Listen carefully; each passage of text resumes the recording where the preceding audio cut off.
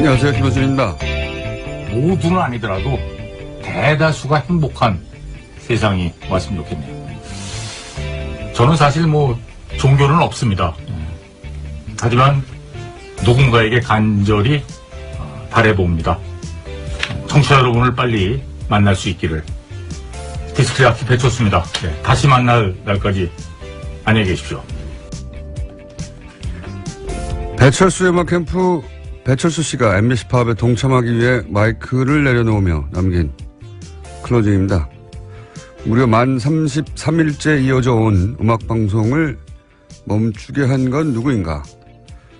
그 당사자 중 한 사람인 김장겸 사장이 어제 고용노동부 서울 서부지청에 출석해서 이렇게 말했습니다. 공영언론 수정으로 언론 자유와 방송 독립을 어떻게 지킬까 고민이 많았다. 이거 본인이 무너지면 자유한국당이 무너진다고 했다는 분이 할 말은 아니지 않습니까? 배철수 씨의 빠른 복귀를 응원합니다. 김원준 생각이었습니다.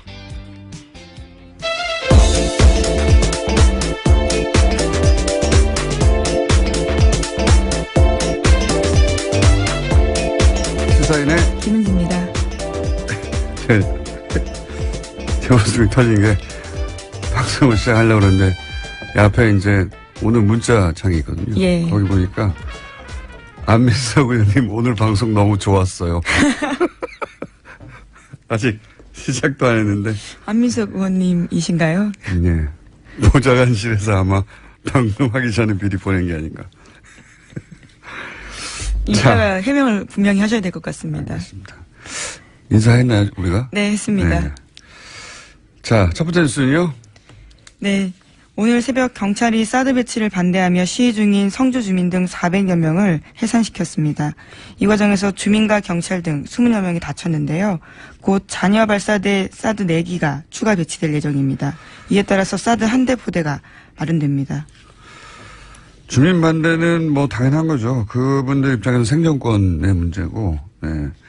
본인 세대에 끝나는 게 아니라 이제 거기 배치되면 그 땅에서 이제, 그분들 자녀들도 계속 살아야 되기 때문에, 네. 당연한 것이고, 지금 국방부가 사드 이제 4기 추가 배치는 임시 배치라고 강조를 하긴 했어요.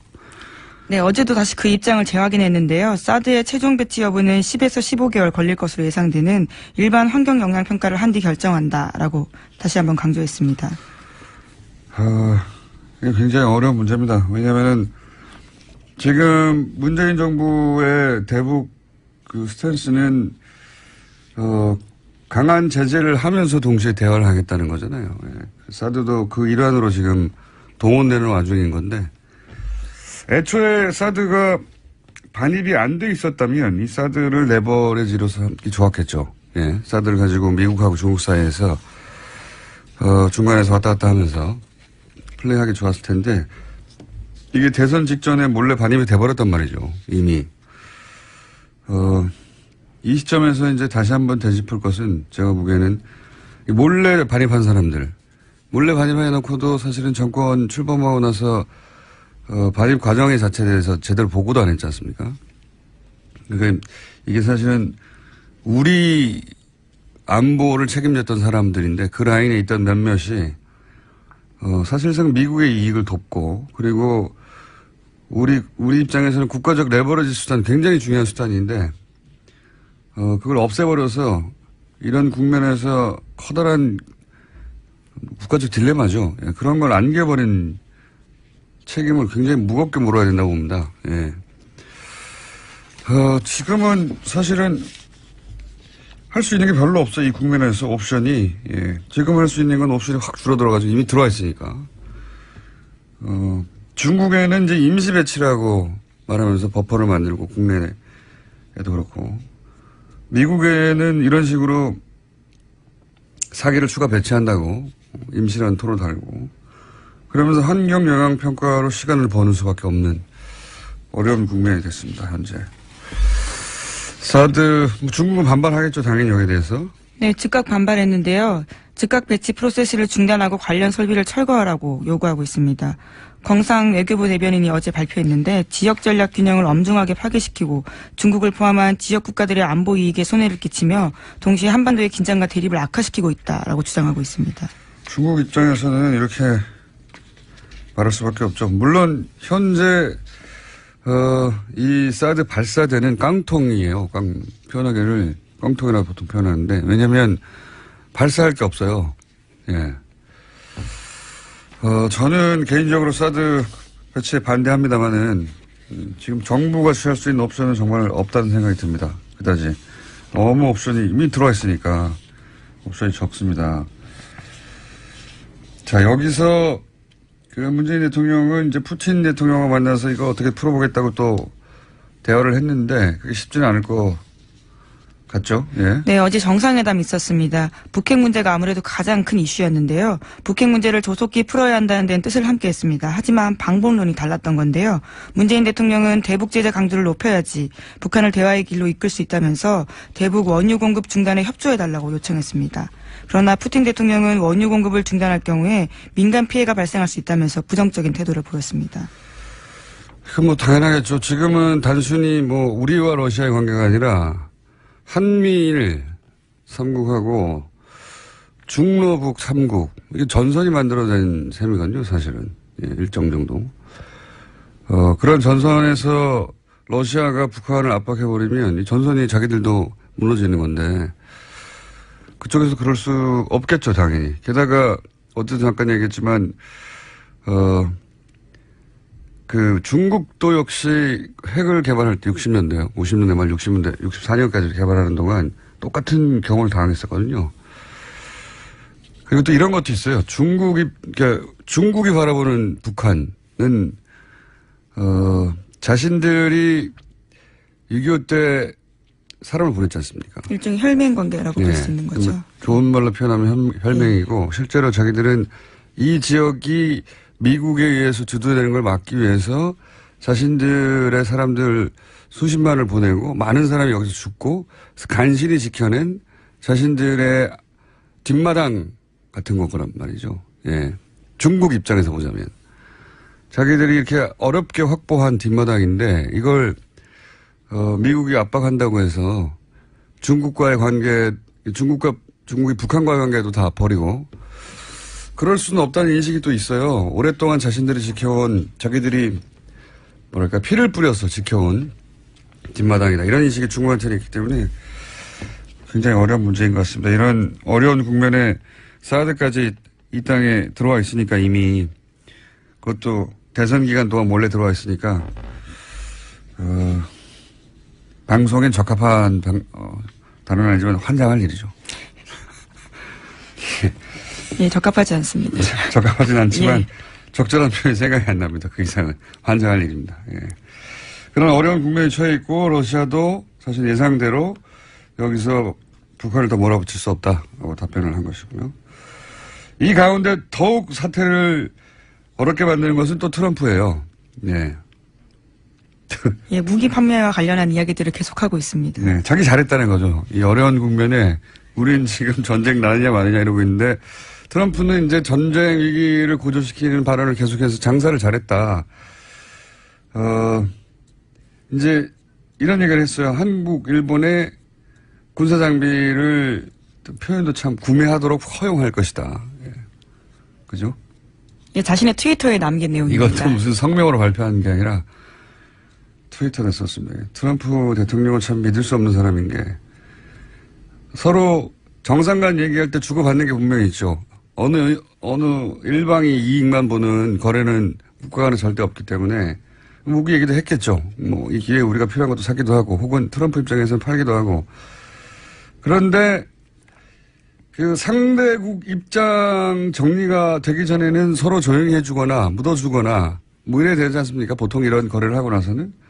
근데 그냥 자기가 유리할 때 그냥 트위터에 그것도 틀림없이 모바일 폰으로 몇 줄 썼겠죠. 예, 전례도 있는데요. 핀란드와의 무기 거래와 관련해서도 이 똑같은 상황이 있었다고 합니다. 네.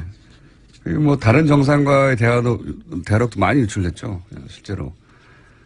굉장히 이기적이고, 즉흥적이고, 이걸 이제 우리나라에서는 관종이라고 표현해요. 관종. 그것도 적절한 용어. 뭐 어떻습니까? 예, 관종이 예. 맞는데. 네. 관심에 목말라 하는 일국의 대통령이 국가 간에 은밀하게 이야기된 내용을 바로 당일날 트위터에 쓴다는 건 있을 수 없는 일이거든요. 성명을 발표하는 것도 아니고 상대에 대한 예의나 수고 같은 건 뭐 전무하는 겁니다. 이건 국가 원수가 아니라 그냥 개인으로도 상대 못할 사람이에요. 제가 보기엔 뭐 이런 사람이 다 있어요. 심지어 구체적인 규모까지 이야기했는데요. 구매 규모는 상당히 증가한 양이 될 것이다 라는 내용도 트위터에 썼습니다. 그러면서 FTA는 폐기하자고 하고. 예. 그리고 또 군사적 옵션은 첫 번째가 아니다고 또 말을 바꾸긴 했어요. 또 말을 바꾸는 건 한두 번이 아니지만 참 상대하기 나쁜 사람입니다. 믿을 수 없는 사람입니다. 예. 뭐 미국 내에서도 그런 평가를 받고 있지만 그 한국과 관련된 일들이 벌어질 때마다 야 믿을 수 없는 사람이구나 하는 생각을 점점 할 수밖에 없습니다. 자, 이런 일들이 벌어지고 있고요. 현재 다음 뉴스는요. 예, 댓글 관련된 소식도 계속 전해드리고 있는데 이번에는 군 관련입니다. 2012년 국군 사이버사령부의 정치 댓글 공작에 대한 재수사가 시작됐는데요. 이 와중에 군의 최초 수사 때 조직적인 증거인멸이 있었다라는 증언이 나왔습니다. 2013년 의혹이 불거지고 국방부가 조사에 착수하자 곧바로 증거인멸이 시작됐다라는 건데요. 한번 폭로한 적이 있는 김기현 씨, 그러니까 댓글 부도인 심리전단의 당시 총괄계획과장을 지냈던 사람의 증언입니다. 이걸 이제 수사를 하려고 했더니 증거를 인멸하기 시작했다는 증언인데 요 증언은 저희가 KBS 취재를 했던 해당 기자가 3부에 나와서 잠깐 직접 전하기로 하겠습니다. 자, 다음 뉴스는요. 네, 관련된 뉴스가 또 있는데요. 사이버사가 2012년 2월 달에 김관진 당시 국방부 장관 결재를 받아서 A4 용지 5장 분량의 2012년 사이버전 작전 지침을 청와대에 보고했다라는 내용입니다. 이깁 군사 기말인 이 문건에는요, 19대 총선과 18대 대선 등 급변하는 정세에 맞춰서 사이버 심리전을 계획해야 한다라는 내용이 있다고 합니다. 저는 이 문건이 하나씩 나올 때마다 아니 군이 왜 총선과 대선을 걱정하면서 심리전을 준비합니까? 이 군대가 아니었어요. 이 보수 정권이 맨날 안보 하는데 이게 무슨 안보예요? 권력이 자기 권력을 놓지 않으려고 예. 국정원이고 군이고 다 심부름센터를 만든 거 아니에요. 그게 이제 문서로 그런 심증만 있다가 문서로 이제 하나씩 나오는 거죠. 군이 왜 19대 총선 18대 대선을 대비해서 심리전을 계획했다고 그걸 청와대에 보고를 해요. 예. 국방장관 결재를 받아가지고. 참네. 그런데 그때 참여했던 그 책임자들 사이버 사령부는 집행유예. 예, 당시의 사령관들 같은 경우에는요, 집행유예와 선고유예를 각각 받고 있는 상황입니다. 아직 2심이 계류 중이긴 한데 1심에선 그렇게 아주 낮은 형이 나왔습니다. 네. 뭐 죄도 아닌 것이죠, 이건. 집행유예. 자, 그런 문서들이 나오고 있습니다. 자, 다음 뉴스는요. 네, 검찰이 2011년 KBS의 민주당 도청 의혹 사건에 대해서 재수사에 들어갔다라는 겁니다. 2011년 KBS 장모 기자가 민주당 대표회의실을 몰래 녹음해서 한성교 당시 한나라당 의원에게 내용을 전달했다라는 의혹인데요. 당시 보도 책임자였던 고대영 사장은 2015년 인사청문회에서 해당 의혹을 부인한 바 있습니다. 하지만 지난 6월 달에 언론노조 등이 다시 고발장을 냈고요. 검찰이 재수사에 착수한 겁니다. 좀 오래된 뉴스인데 이것도 역시 이명박 정부 시절이에요. 예, 이명박 정부 시절에 야당이 대표실에서 야당이 모여서 이제 회의를 하는데 그거를 이제 KBS 모 기자가 몰래 녹취를 했고 그거를 여당의 의원한테 건네줬다는 거죠. 예, 그래서 그 내용을 그대로 읽었습니다. 한성교 네. 의원이요. 그래서 이게 도대체 어떻게 알았냐 하다 보니 뭐 그때 뭐 벽치기라는 얘기도 나오고 예, 벽치기라는 건 기자들이 이제 못 들어가니까 벽에다가 귀를 대고 원시적인 방법으로 아주 예. 기가 좋아야지만 가능한 내용이죠. 그렇게 했다고 했다가 결국은 알고 봤더니 이제 몰래 녹취를 한 것으로 드러났는데 증거가 없다고 해서 무혐의가 됐죠 그때는. 그러니까 뭐 앞에 이어지는 뉴스라고 봐요. 예. 국정원도 정권 권력이 자기 정권을 지키기 위해서 동원이 됐고 군도 선거에 이런 식으로 개입을 했고 공영방송의 기자도 사실 야당 도청원에서 여당에 제공하고 뭐 이런 일이 있었던 거죠. 예. 예, 그래서 당시 그 해당 기자한테 자택 압수수색까지 들어갔었는데요. 휴대폰과 노트북이 없었습니다. 자신을 잃어버렸다고 주장하면서요. 제대로 수사가 진행되지 않았던 거죠. 뭐 잃어버렸을 수는 있습니다만 절묘하게 잊어버린 거죠. 어쨌든 그래서 다 위안무야된 사건인데 따지고 보면 또 굉장히 또 큰 일인 거죠. 예. 공영방송 기자가 야당을 몰래 도청을 해서 그걸 여당 중진 의원에게 주고 그걸 또 공개해서 공격하고 뭐 이런 일들이 있었다는 거죠. 예, 도청 자체도 큰일인데요. 정치 개입까지 했다면 정말 큰일인 거죠. 그럼 군도 국정원도 공영방송도 그런 일들에 다들 동원이 됐었다. 이런 뉴스 들으시면 될 것 같고. 자, 벌써 2, 3분밖에 안 남았네요. 브리핑할 시간이. 자, 또 어떤 일이 있었습니까? 네, 항공우주산업 그러니까 카이에서 부정취업 청탁이 있었다라는 내용들이 나왔었는데요. 여기에 부정취업 청탁을 했던 사람의 이름이 특정됐습니다. 이정현 전 새누리당 대표 친동생인 2학년 YTN 콘텐츠 제작팀 부국장인데요. YTN은 이 부국장에 대해서 대기 발령을 내렸습니다. 그렇군요. 이정현 전 새누리당 대표 친동생 이모 YTN 부국장이 조카를 하필이면 또 그 지금 문제가 되는 카이에 항공우주산업 카이에 부정 입사시켰다는 의혹이 제기됐는데 방송국에서 의혹 제기만으로 대기 발령을 내지는 않는데 보통 대기 발령을 냈다는 건 방송국 내에서 문제가 됐다는 얘기네요. 제대로. 네, 수사가 진행되면 그에 따라서 인사조치도 밝기로 했다고 YTN이 밝히고 있습니다. 이분이 노정면 기자라든가 그분들한테는 자리를 주면 안 된다 이렇게 말했던 그분 맞죠? 네, 그래서 노조에서는요. 네. 소위 적폐 인사라고 규정하면서 문제 제기해왔던 인사입니다. 그러니까요. 해직 기자들 복직하면 자리를 주면 안 된다 등등의 발언을 해서 문제가 됐던 보도를 내가 본 적이 있는데 그분이 이제 이렇게 연루된 거군요. 네. 알겠습니다. 방송국에서도 이런 일이 있고요. 또 다음 뉴스는요? 네, 도널드 트럼프 미국 대통령이 현지 시각으로 5일에 다카 프로그램을 폐지한다고 공식 발표했습니다. 다카 프로그램은 불법 입국 붕호를 따라서 미국에 들어온 88만 명의 불법 체류 청소년들의 추방을 유예하는 프로그램입니다. 오바마 대통령이 도입한 프로그램인데요. 5년 만에 뒤집어진 겁니다. 이게 이제 이런 거거든요. 아이들은 잘못이 없다 이거거든요. 한마디로 이 다카 프로그램의 정신이라는 건 부모들이 예를 들어 먹고 살기 위해서든 어떤 이유에서든 불법으로 체류하고 있다. 어떤 비자가 만료됐는데도 계속 체류하고 있다든가 그렇다고 해서 부모들을 추방할 수는 있지만 아이들은 아무것도 모른 채 왔잖아요. 혹은 와서 낳은 아이들도 있어요. 아니면 2-3살 때 온 아이들도 있고 이 아이들은 이미 미국에서 미국 교육을 받고 미국인이 돼버렸거든요. 이 아이들은 아무 죄가 없다. 그러니까 인도주의적 차원에서 유예하자. 추방에 대해서 이런 프로그램이고 사실 유럽에도 많이 있어요. 네, 최소 5년을 살면 드리머라는 이름을 불러주면서 그런 추방을 유예하는 거죠.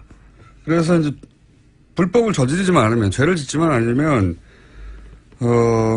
취업을 할 기회도 주고 그렇게 프로그램을 만들었는데 이제 오바마 때 만들었는데 유럽에서는 이미 이런 게 있었었고 근데 이제 미국에서도 오바마 때 이게 만들어졌는데 다카 프로그램이라고 이걸 트럼프가 이제 다 상관없다. 다 나가라 그냥. 다카 프로그램이 불법이라고 주장하면서 지난 대선에서도 공약을 했고요. 그래서 지금 6개월 동안의 폐지 유예 기간을 가지고 의회가 후속 입법 조치해달라고 이야기했습니다. 그러니까요. 이게 이제 이 인원들 중에는 사실은 미국 자체가 이렇게 해서 만들어진 나라 아닙니까? 이민자의 나라죠. 네. 자기들끼리 처음에 와가지고 인디안한테서 땅 뺏어서 만든 나라잖아요. 트럼프 본인도 이민자예요. 예. 아버지 세대지만. 가족들이 다 그렇죠. 독일에서 그것도. 본인이 독일에 왔다는 건 숨겼죠, 처음에는. 예. 재밌습니다. 트럼프 대통령. 몹쓸 사람입니다. 제가 보기엔. 저는 정부에 있는 사람도 아니고, 제 생각이 그러니까 그냥 말할 수 있죠. 예. 몹쓸 사람입니다. 제가 보기엔 아주. 자, 오늘 여기까지 해드릴 것 같습니다. 시사인의 김은지였습니다. 감사합니다. 뉴스공장 첫 시작과 함께 온 코너입니다. 네. 내부자들 더불어민주당 안민석 의원 나오셨습니다. 안녕하십니까. 예, 오산에 오산 비행장이 있다고 생각하시면 오산입니다. 오산 출신 국회의원 안민석입니다. 아니, 사드나 핵 이야기 나올 때마다 뭐 오산 비행장이 어쩌고저쩌고 해서 굉장히 저에 대한 걱정을 많이 하시는데 오산에는 오산 비행장이 없습니다. 오산 비행장은 평택에 있습니다. 네. 알겠습니다. 오산의 사선 의원 안민석 의원이었고요. 자유한국당 김성태 의원 나오셨습니다. 안녕하십니까. 예, 안녕하세요. 김성태입니다. 추가 인사는 없나요, 오늘? 저는 뭐 항상 안 했지 않습니까? 네. 아니, 이제 안민석 의원이 하시니까 또 뭔가 하실 줄 알았죠. 자, 두 분이 오늘은 싸우지 말자고 두 분이 뭐 시나리오를 짜오셨다고. 누가 또 그런 또 네. 은밀한 이야기를 총수에게 전해줬어요? 네, 방금 전에 직접 말씀하셨잖아요. 시나리오대로 하자고 이번에는 싸우지 말고. 네. 참 말을 그렇게 못하네. 그렇게 될 리가 없다고 저는 생각하는데 예. 준비해 오신 시나리오는 뭡니까? 진중하게 사선 의원과 이 엄중한 시국에 대해서 얘기하자 이런 거였나요? 지금 제 아내가 이 건물 지하 주차장에서 이 방송을 듣고 있어요. 감시. 예. 아시죠? 예, 상황에 따라 바로 지난주에 올라오시려고. 저 김성태 의원님을 너무 좀 몰아붙여서 예. 제 아내가 굉장히 가슴이 아팠던 모양이에요. 근데 그런 이야기를 김성태 의원께 너무 밀어붙이지 말은 이야기를 저한테 종종 하고 메시지를 자주 보내는데 제가 잘 아시다시피 통제가 잘 안 되지 않습니까? 김성태 의원님만 보면은 피가 거꾸로 솟고 제가 이성을 잃고 그래요. 그럴 그래서 때도 있다는 거죠. 종종 제 아내에게 지적을 당해왔는데 지난주가 좀 심했나 봐요. 그래서 지난주 아주 재밌었는데. 아침에 나오자마자 저는 아침에 새벽 5시에 나오거든요. 오사서 나와야 되니까. 제 집사람이 주무시다 말고 제 아내가 주무시다 말고 후다닥 같이 가야 되겠다 해서 여기까지 따라와서 이번에는. 오늘 방송은 이제 잘 해야 됩니다. 안민석 의원님이 뭐 이 방송에서 나를 디스한 게 뭐 하루 이틀 일입니까? 나는 그때마다 또 다음 방송 일주일까지 저는 깊은 신앙심을 가진 그런 종교인은 아닙니다. 그렇지만은 안민석 의원이 마음의 평정을 찾고 또 이제 집권당의 중차대한 사선 의원으로서 문재인 정부의 국가 운영이 균형을 잘 찾아갈 수 있는 그런 역할을 안민석 의원이 해주시길 바라고 나 하나 정도야 디스 당한들 내가 참으면 되는 거죠. 북한은 핵실험을 했는데 왜 보이콧을 하고 계세요? 김성태 의원님? 예. 자유한국당 보이콧하는 메시지가 뭐예요? 국회 일정 보이콧이죠, 지금. 예. 예. 왜 국회 안 들어오는 거예요? 국회 곧 메시지가 없어요. 국회 들어갈 겁니다. 근데 지금 왜 그렇게 밖에서 방황하고 계세요? 자, 이제 북한이 결국은 돌이킬 수 없는 그런 핵실험을 6차 핵실험을 했지 않습니까? 그 종착역은 이제 수소 원자력 폭탄으로 대한민국을 진짜 한 방에 보내버리는 그런 현실이 돼버렸습니다. 그래서 국회 안 들어오세요? 이런 엄중한 상황을 만드는 데는 저는 역대 정권의 남북 관계에 문제점도 있지만은 특히 문재인 정권 들어서서 너무 우리가 평화를 또 구걸하고 그러니까 북한 김정은은 절대 문재인 대통령 체제 하에서 미국 트럼프가 아무리 북한을 선제 공격하고 또 군사적인 압박 제재를 통해서라도 결국은 북한의 핵을 용인하지 않겠다는 그런 국제사회의 인식이 절대 현실화되지 못할 것이다. 그렇기 때문에 막 쏘아 올리는 거예요. 그게 핵미사일. 보이콧하는 이유예요? 그래서 국가 안보 인식을 좀 확고하게 문재인 대통령 가져달라는 이유 하나. 그래서 보이콧을 하시는 거예요? 그렇습니다. 그리고 또 한 가지 더 있어요. 아니, 그럼 근데 상임위를 소집하셔야지 아니, 국회 들어오셔서. 아니, 근데 한 가지 그래서 의원님, 한 가지. 안보 상임위는 다 참여하고 있습니다. 국방위, 네. 예? 정보위 이런 안보 상임위는 다 참여하고 근데 있어요. 김성태 의원님, 이 보이콧은 6차 핵실험 전에 결정된 거 아닙니까? 그러니까 제가 한 가지 더 있다 그랬죠. 다른 이유가 있잖아요. 그러니까 이제 방송 김장겸 지키기, MBC 사장 지키기. 저는 김장겸 세월호 유가족을 깡패라고 표현했던 김장겸 지키느라고 국회 보이콧하는 거 아닙니까?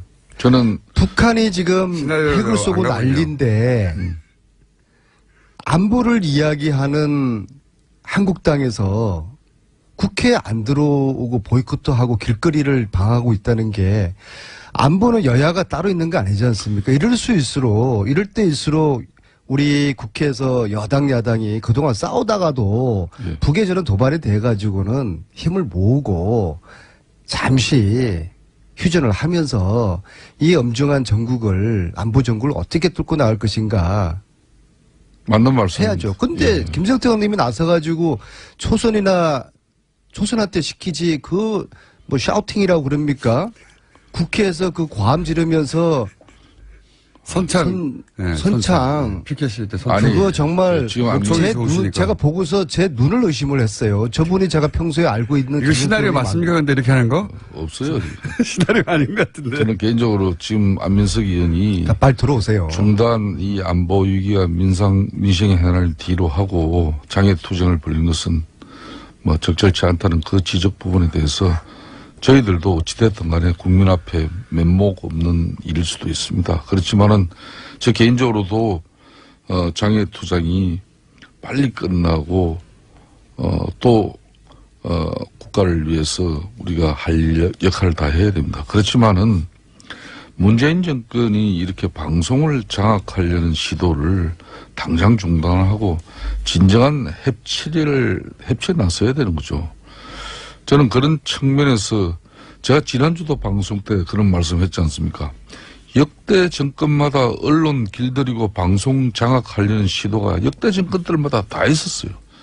그렇게 한 정권들이 결국 말로가 좋은 정권은 없습니다. 그래서 우리 안민석 의원도 지난 MB 정부 때 방송 장악 저지 장애 투쟁을 얼마나 가해차게 했습니까? 그때. 그러니까 우리의 절반 심정도 잘 알 거 아니에요.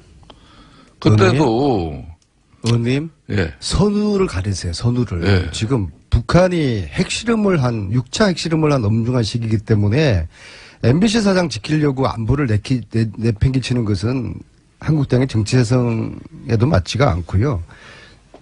저희들은 언론 자유를 위해서 싸우는 MBC, KBS 이 파업 격하게 지지합니다.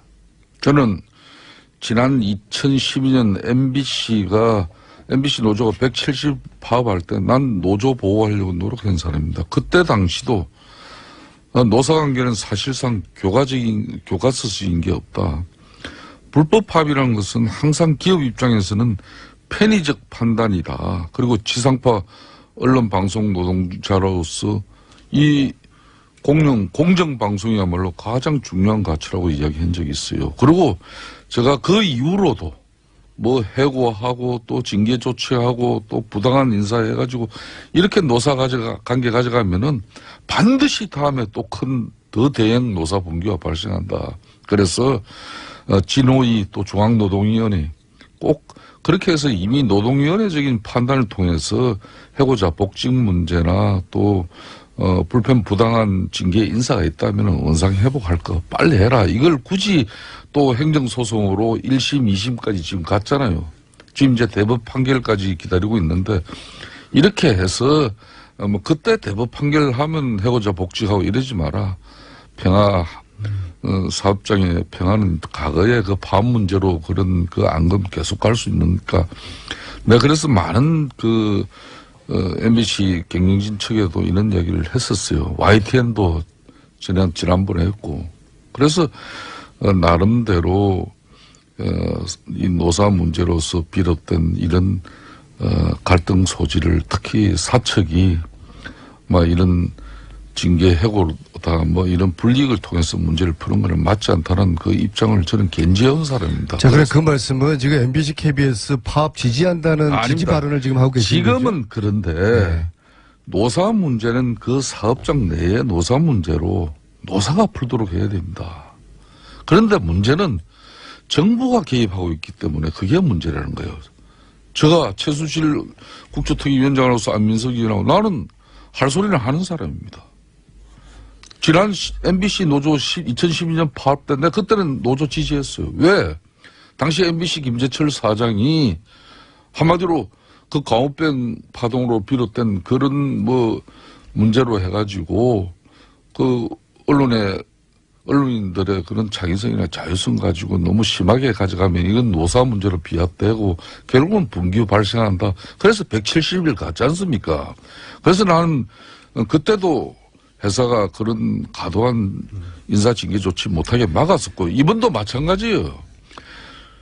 정부만 나는 여기 개입했으면은 이 문제에 개입할. 그런데 체포영장이라는 게 왜 어떻게 발부되는 거 아닙니까? 저는 그래도 명식인 노동문제 전문가인데 조그마한 사업장이고 큰 사업장이고 노동자들의 임금 체불하고 착취하고 이래가지고 고용노동부 근로감독관이 조사하면은 조사에 응하지 않고 도망가고 하면은 지명수배 때리기 위해서 체포영장 발부합니다. 그럼 대한민국 어디선가 잡혀와요. 그러면 다시 고용노동부에서 그때 그 사람들 이 체불임금 문제 해결하고 그렇게 해서도 말 안 듣는 놈들은 천몇백 건 이렇게 체포영장 발부해가지고 그렇게 해서도 말 안 듣는 사람. 안민석 의원님 뭐 하십니까? 워낙 주무세요. 워낙 해명이 길면은 이제 짧게 할게요. 워낙 해명이 긴 거에는 뭔가 당당하지 못한 뭐가 있는 거예요.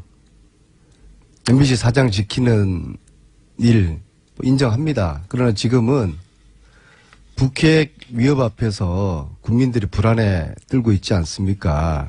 그래서 지금은 안보 위기를 대처하기 위해서 여야가 국회에서 머리를 맞대고 상임위 소집하고 토론을 하고 또 이 강국과의 관계를 어떻게 할지 또 대안을 찾고 이제 그럴 시기이기 때문에 네. 이제 더 이상 김장겸 지키기 이런 걸로 체력 소모하지 마시고요. 또 김성태 의원님 과거에 노조 활동도 하셨지 않습니까? 오늘이라도 KBS, MBC 노조원들 격려 방문해 주시고 이런 게 통큰 정치고. 예? 야당이 이 노조의 파업을 반대를 하면서 국회를 뛰쳐나가는 거, 이건 아마 해방 이후에 처음일 거예요. 야당은 야당답게. 오히려 저희들이 파업을, 비난하고 그래야 되는데, 바뀌어버렸어요. 여당은, 언론 자유를 위한 투쟁, 파업, 지지, 야당은 반대. 이게 참 역사의 아이러니입니다. 그래 말이야. 우리가 이번 장애투쟁에 나선 것이 비단 방송 문제만은 아닙니다. 안보에 대한 이 정권의 안일한 인식이나 무책임한 행태 때문에 또 장애투쟁이라는 충격요법을 거기에 엎은 겁니다. 아니, 근데 요 사실관계 그거 다 주장은 누구신데? 김우중 공장장 사실관계는 분명히 해야 이야기 보이콧은 6차 핵실험 전에 결정된 거지 않습니까? 그거 인정합니다. 예. 그렇지만은 6차 핵실험은 오히려 6차 핵실험이 나니까 야 보이콧 이거 하면 안 되는 거 아니야? 이렇게 바뀐 거잖아요. 이미 예견된 거지 않습니까? 근데 하필 그때 할 줄은 모르셔가지고 오히려 6차 핵실험 때문에 보이콧이 좀 곤란해진 거 아닙니까? 6차 핵실험 때문에 보이콧을 하는 게 아니라 6차 핵실험 이 자체는 정말 국가적으로도 또 우리 국민들도 정말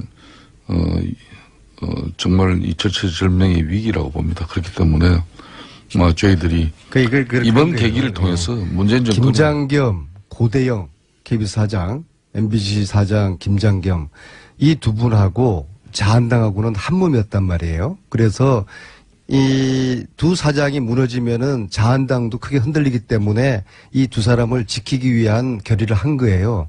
근데 북핵 실험이 빵 터진 거예요. 근데 어찌할 수가 없는 거죠. 전문용어로 진퇴양난에 빠진 거죠. 그래서 한번 길거리에 나가본 겁니다. 또 내일 러시아 푸틴 만나러 가는 대통령 붙잡고 기습적으로 청와대 방문해가지고 대통령 만나달라고, 대통령께서는 푸틴 만나기 위한 그 전략과 공부를 하고 계시는 대통령을 붙잡고서 왜 안 만나주냐고 그렇게 또 생떼를 치고요. 그래도 그렇게 해봐야죠. 어쩌겠습니까? 근데 이제 지금은 오갈 데 없는 진퇴양난 상황이 된 것이죠. 그러나 두고 보십시오. 이제 수일 내로 반드시 국회로 복귀합니다. 나갈 길이 없어요. 앞이 캄캄해져 버렸는데요. 당황스럽게 하겠습니다. 타이밍상. 저는 그렇게 생각합니다. 문제는 지금 현재 정권이 앞장서서 정치를 좀 앞뒤를 보고 정치하세요. 전략도 좀 세우시고. 이렇게 자충우동식의 정치하면은 저희들이 할 게 없잖아요. 안민석 의원님, 내가 상대가 워낙 못해서 상대가 중이지만은 실점을 해버려서 이게 게임이 끝나버리면은 저희들이 할 게 없잖아요. 안민석 의원님, 상대가 좀 제대로 체력을 갖추고 플레이를 제대로 해야지 우리도 경기할 맛이 나는데 상대가 이렇게 죽을 쓰고 이 아무리 자충우돌 해버리면은 우리는 뭐 합니까 우리는? 아니 여기 아무리 국회가 아니지만은 발언 순서를 지키세요. 예? 좀 전에 안민석 의원님 발언하실 때 내가 중간에 끼어들기 안 했죠. 이 시나리오 멘트를 안 겹치게 하자는 이 거군요. 끼어들기는 상당히 무례한 행동입니다. 예? 하고 싶어 하시면 다 해보세요. 그러니까 제가 문제는 정권이 앞장서서 이 개입하지만 안 했다면은 MBC 노사가 자체적으로 해결할 수 있습니다. 아니 개입 안 한 것을 했다고 하니까 문재인 그거 대통령이 말씀이 틀려요. 언론 또 자유를 들어봐요. 침해 절대 하지 이호성 않습니다. 저희들은 보수 방통- 정권하고 틀려요. 이호성 방통위 위원장이 MBC 사장은 정권이 임명하는 자리가 아닌데 사장을 해임시킬 수 있다 이렇게 한 게 바로 방통위 위원장 아닙니까? 이게 개입 아니고 뭡니까? 이런 행위들이 언론인들이 스스로 공영방송의 신뢰를 되찾아야 된다. 이것은 문재인 대통령께서 수차례 발언한 이렇게 하세요. 오늘 난 이 자리에서 저희들의 언론 자유의 의지를 믿어주셔야 되는데 이것을 막무가내로 정권이 개입했다. 김장겸 체포영장 발부에 그럼 청와대가 시킨 겁니까? 자, 그렇지 않아요. 이렇게 봐요. 없었던 일을 이렇게. 했다고 주장을 하시니까 이런 식의 안민석 의원님 어거지가 발언 어디 다 있어요? 하셨죠? 우거지라고 그래요. 제가 흥분해가지고 정권이나 어거지 정치하지 마세요. 정권에서 개입한 적이 없다 그러는데 제가 말씀을 몇 가지만 드리겠습니다. 대통령까지 나서서 정부가 방송에 적극적으로 개입할 것처럼 말하고 아까 말씀드린 방통위 위원장은 공영방송 사장 해임을 언급하고 다녔어요. 청와대는 또 한술 더 떠서 방통위를 통해서 방송사를 거칠게 다룰 수 있다고 엄포까지 놓지 않았습니까? 그리고 집권당인 민주당 의원들은 공식적으로 KBS, MBC 사장 퇴진하라 입장 냈지 않습니까? 그 뭐 다행히 안민석 의원은 그 자리에는 안 계신 걸 제가 봤습니다만은 제가 말씀드렸듯이 이 노사 문제나 사회 갈등 문제는 노사가 풀어야 됩니다. 다만 그 갈등이 2012년 때처럼 그때 MBC 노조가 170이 파업할 때처럼 극단으로 치달을 경우에는 정치권의 중재가 적극적으로 필요합니다. 그것도 어디까지나 중재를 하는 것이지 입맛에 안 맞는 사장 찍어내이식 되어서는 안 되거든요. 그러니까 저희들 그런 겁니다. 저희들도 얼마나 참 보잘것없고 행편이 없었으면 MB 정권 박근혜 정권에서 언론 통제하고 언론 장악이 됐다 그러면은 지난번 촛불 그런 촛불 민심을 갖다가 제대로 방송돼 있겠습니까? 제가 한 가지만 여쭐게요. 그래서 앞으로도 네. 우리 MBC나 KBS 같은 경우는 그 노조원들이 좋습니다. 다 좋은데요. 회사 잘 감시하고 공정 방송이 이루어지지 할 때는 노조 활동으로서 적극적인 목소리가 나옵니다. 그렇기 때문에 그 굳이 경영진 교체 문제도 그 안에서 문제가 해결되도록 해야지 그걸 왜 대통령이나 민주당이나 정부에서 나서냐 이거예요. 그게 잘못됐다는 알겠습니다. 겁니다. 말씀 잘 들었고요. 자 그러면 예. MBC 김장겸 지키기가 예. 북핵 안보 위협보다 더 중요합니까? 말씀 한번 해보세요. 참 정말 저는 오늘 이 방송하면서 대단히 감동합니다. 드디어 안민석 의원 입에서도 국가 안보를 최우선시하는 그런 말씀을 하시니까 그 국가 안보보다 우선되는 거 없습니다. 그렇죠. 예. 그러니까 국회 들어오셔서 저희랑 머리 맞대고 이 안보 위기를 함께 헤쳐가자고요. 좋습니다. 앞으로 우리 안민석 의원님 괜히 조선들 앞에서 선창하지 마시고요. 문재인 대통령께서 어렵게 사드 임시 재배치 결정 내렸는데도 아직까지 민주당 내에서는 그걸 탐탁지 않게 여기는 의원들 많은데 이제 국가안보 앞에 이 사드 배치는 너무나 당연한 거 가지고 얼마나 우리가 허송세월 많이 보냈습니까? 그리고 앞으로 전략 그런 군 자산 우리 한국에 배치하고 전략 또 핵무기를 배치하는 문제도 우리 여야가 이거는 당리 당락 떠나가지고 국가안보적인 차원에서 심각하게 검토합시다. 언제 대답할 들어오시는 수 겁니까 이제? 예? 자유한국당은 언제 국회로 돌아오나요? 저는 뭐 머지않아 들어갈 거라고 봅니다. 머지않아는 일주일일 수도 있고. 그리고 네. 지금 저 동네는 전략이 없어요. 그냥 그냥 내키는 대로 하는 겁니다. 그러니까 이게 언제 들어간다, 뭐 그런 일정 조절도 못하고 있고요. 아니, 장애투쟁을 하면 로드맵이 있어야 되는 거거든요. 로드맵. 국회에서 그렇게 원내대표 연설까지도 안 할 그런 정도였으면 그 다음 수순은 의원들이 텐트 치고 농성하고 또 몇몇 분들은 머리도 삭발하고 그리고 일주일 후에 우리가 복귀한다 그런 시나리오가 딱 있어야 되는데 네.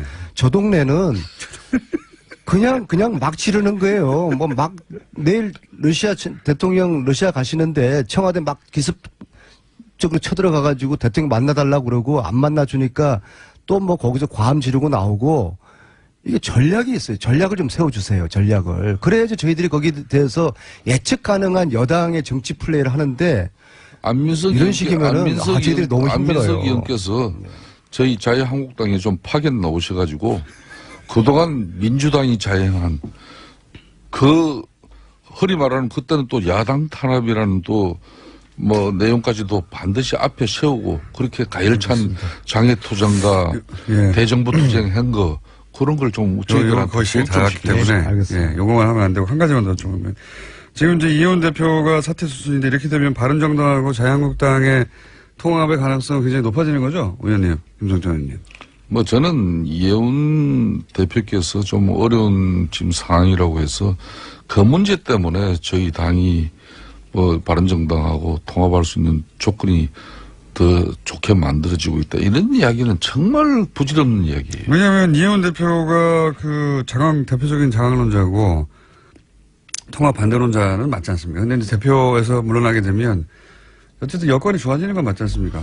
아니 이혜원 대표가 아무리 바른정당이 새로운 보수의 가치를 위해서 자강론을 주장했다고 해서 그분이 만일 대표 자리 낳는다고 해서 바로 바른정당이 뭐 발언은 안 돼도 높아지는 건 한국당하고 아니냐. 바로 통합할 수 있는 그런 길이라면은 저는 그럼 나머지 19분들의 생각은 뭐겠습니까? 19분이 아니죠. 지금 바른정당은 딱 반반이거든요. 자강론을 주장하는 이혜원 대표 중심에 한 10분 정도가 계시고 나머지 10분은 원내대표 중심에 통합론자가 합치자. 있거든요. 예. 근데 이제 이번 이혜원 대표 사건으로 인해 가지고 자강론의 큰 언덕이 무너진 거란 말입니다. 그러니까 한국당에서는 지금 표정 관리를 하고 있는 것이죠. 아, 이제 통합할 때가 됐다. 그러나 근본적인 좀 정체성이 두 당이 서로가 달리 주장을 하지 않습니까? 한국당은 적폐청산을 부정을 하고 근데 바른정당은 보수의 세기를 찾자고 하는 이 철학과 가치가 틀리거든요.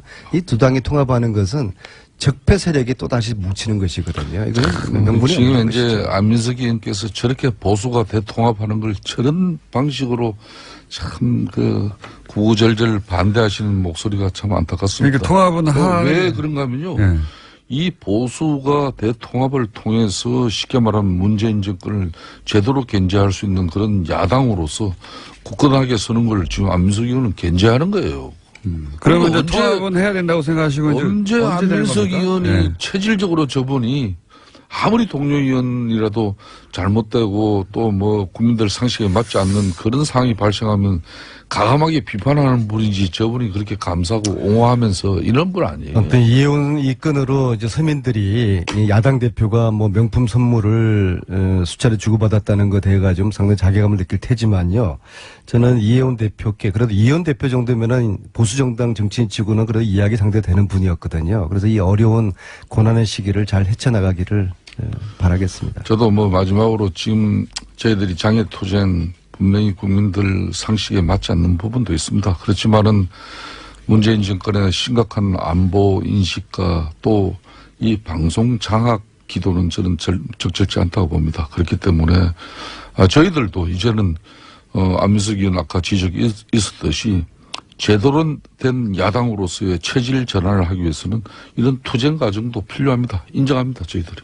그래서 이런 과정을 겪으면서 앞으로 민주당이 야당할 때의 그런 심정과 또 우리가 집권당 때 잘못한 부분을 다시 한번 깊게 가다듬는 그런 시간이 지금 되고 있습니다. 그래서 언제 들어가십니까? 그래서 저는 머지않아서 저희들이 뭐 자유한국당처럼 또 국가 안보나 또 국가의 또 국정을 걱정하는 정당이 어디 있겠습니까? 자, 김성태 의원, 안민석 의원이었습니다. 감사합니다. 네, 감사합니다. 예, 감사합니다. 국방부 사이버 사령부 댓글 공작 특종 관련해서 지난 월요일 저희가 KBS 이재석 기자 모시고 이야기를 나눴었는데 어제 SBS에서 후속 보도가 나왔습니다. 예, 해서 다시 한번 KBS 이재석 기자 모셨습니다. 안녕하십니까? 네, 안녕하세요.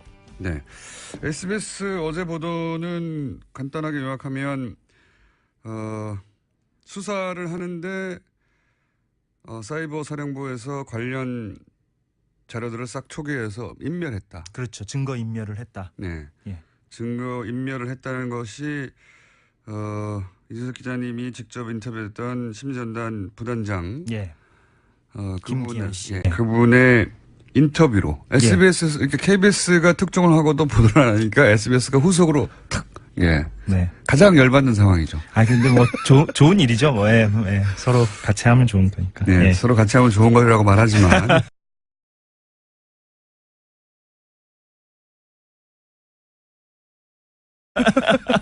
사실은 KBS가 특종하고 연속으로 계속 보도할 수도 있었던 사안인데 맞습니다. 예.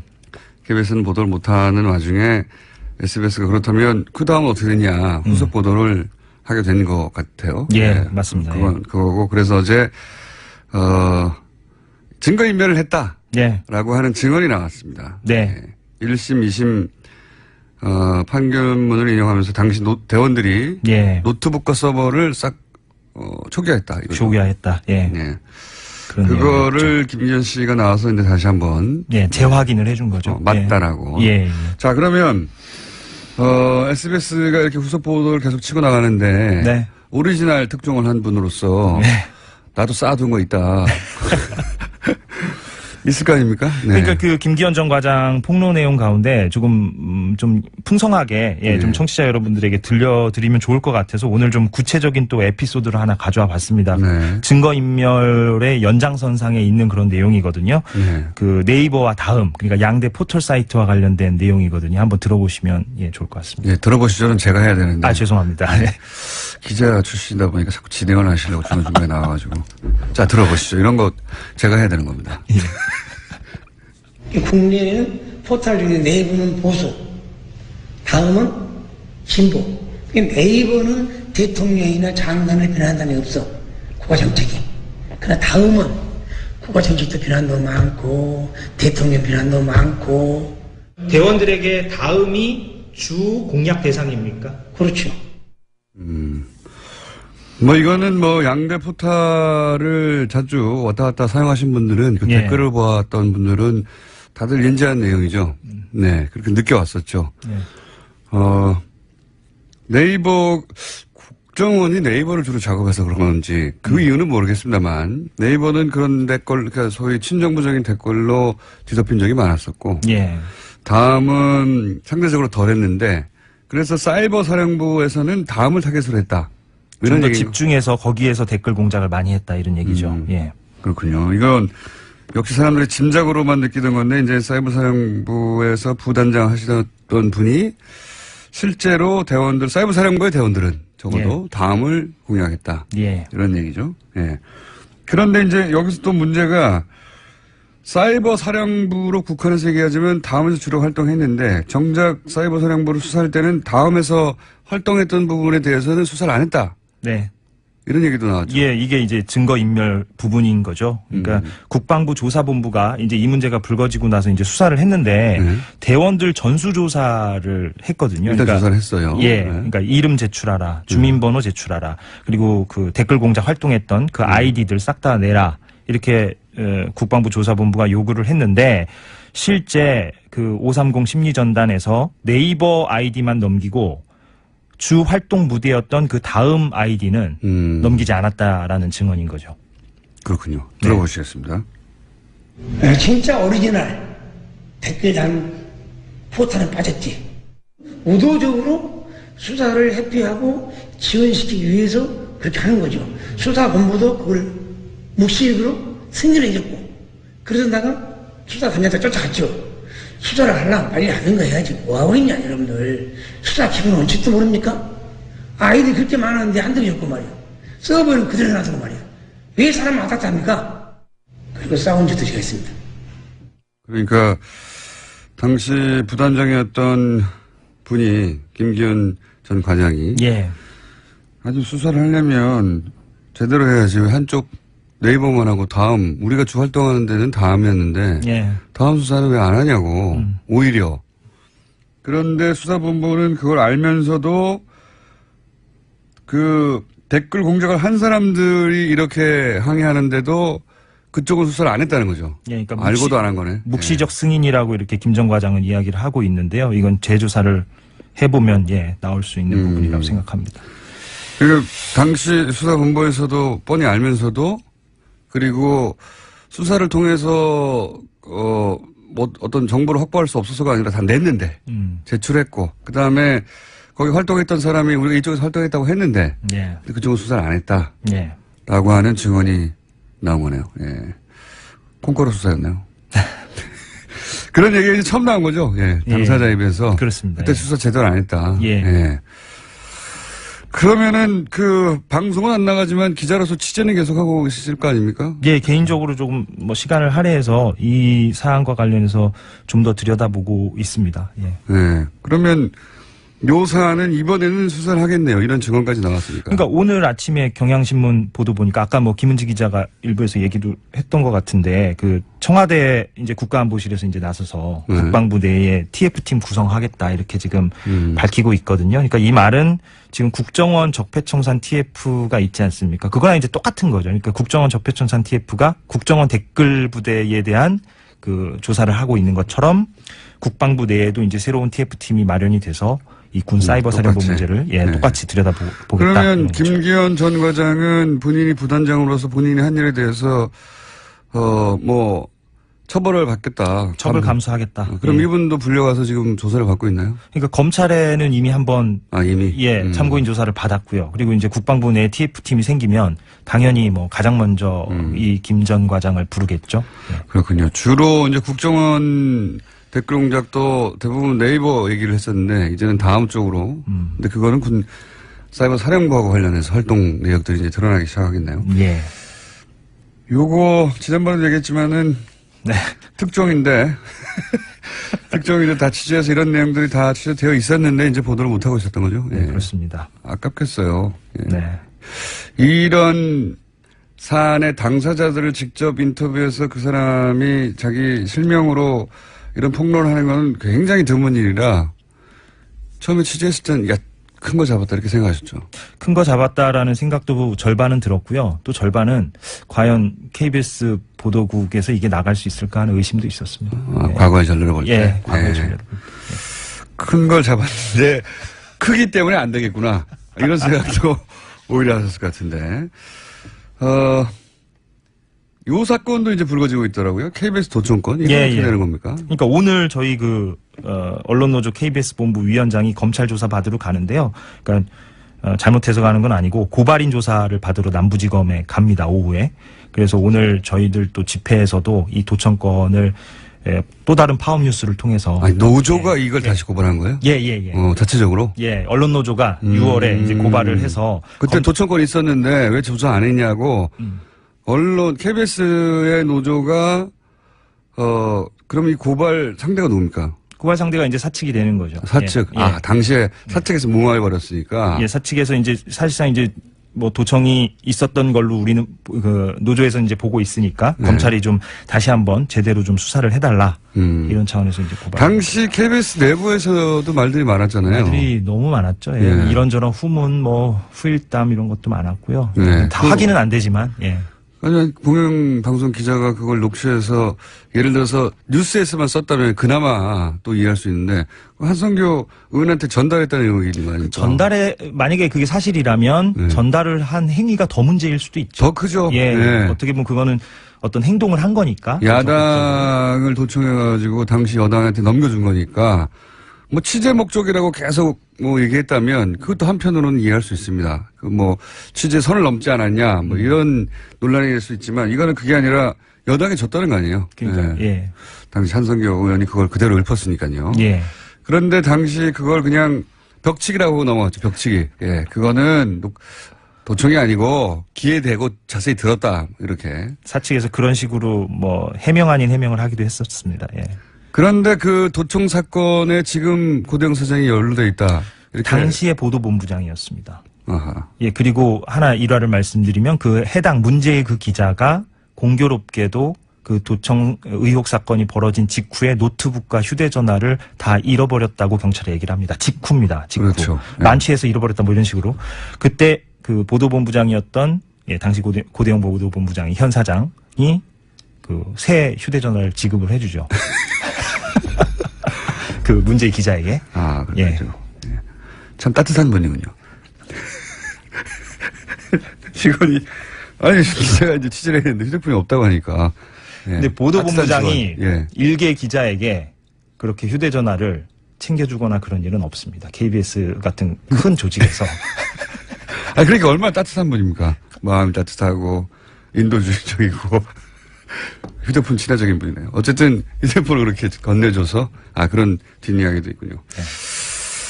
자, 그러면은 요 KBS 도청권은 고대영 사장이 뭐랄까요, 일정 정도 연루됐다기보다는 어쨌든 당시, 보도본부장이니까, 예, 조사의 대상이 될 수는 있겠군요. 그러니까 그 사건의 실체를 누구보다 잘 알고 있다라고 저희 노조 측에서는 보고 있는 거죠. 예.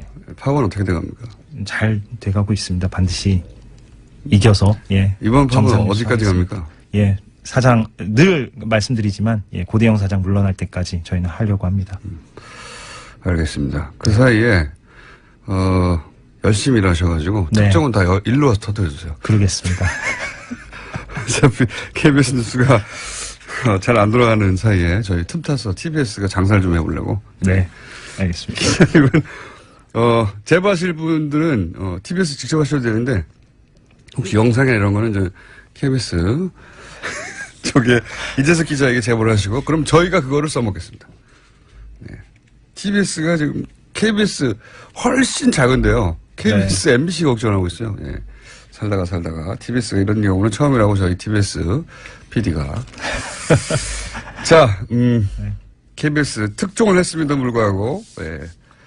본인의 회사에서 물을 먹어서 TBS에서 자꾸 나오고 계신 KBS 이재석 기자입니다. 감사합니다. 네, 고맙습니다. 그것 마저 알려주마. 네. 통상은 주 초에 이런 여론조사가 발표되는데 저희는 주 중에 여론조사를 한번 발표하고 그리고 다른 여론조사에서 다루지 않는 틈새에 있는 여론을 저희가 전달해드리는 시간입니다. 그것마저 알려주마. 리얼미터 권순정 조사 분석 실장 나오셨습니다. 안녕하십니까. 네. 그동안 계속 여론의 등락폭이라는 게 뭐 0.5, 1% 이렇게 해서 분석해서 할 내용이 없다고 항상 답답해 하셨는데, 오늘은 그래도 좀 등락폭이 있을 정도의 큰 사건들이 있었는데요. 예, 그죠? 변동이 많습니다. 네. 6차 핵실험도 있고, 뭐, 네. 정기국회도 보이콧되고 있고, 네, 맞습니다. MBC 사장 체포 관련해가지고, 이제 뭐 장애투쟁도 있고, 뭐 많지 않습니까, 사건이. 예. 예, 혼란스러울 정도입니다. 이럴 때는 이제, 전체적으로 혼란스러운 상황일 때는, 네. 그죠? 전체적으로 여론이 움직일 수 있는데, 어떻습니까? 일단 발표를 해야 돼요. 제가 거의 기억이 나지 않는데요. 대통령을 포함해서 여야 5당, 그러니까 모든 주요 정치 세력이죠. 이 지지층이 모두 이탈해서 하락했습니다. 그럴 것 그래서- 같아요. 왜냐하면 누구도 이 상황을 완전히 해결할 것 같지는 않고. 네. 금방 말씀하신 것처럼 6차 핵실험, 안보 위기감이 급격하게 확산되고 있고, 근데 또 정기국회는 계속 파행을 안 계속하고 돌아가고 있기 때문에, 있고. 네.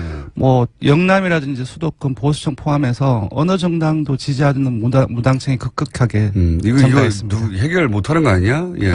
모두의 책임인 거 아닌가? 뭐 이런 생각 때문에 정치권 전반이 이제 지지율이 떨어졌다는 거죠. 예, 말하자면. 신뢰가 이제 하락하면서 지지율이 떨어진 것 같습니다. 먼저 문 대통령 네. 볼까요?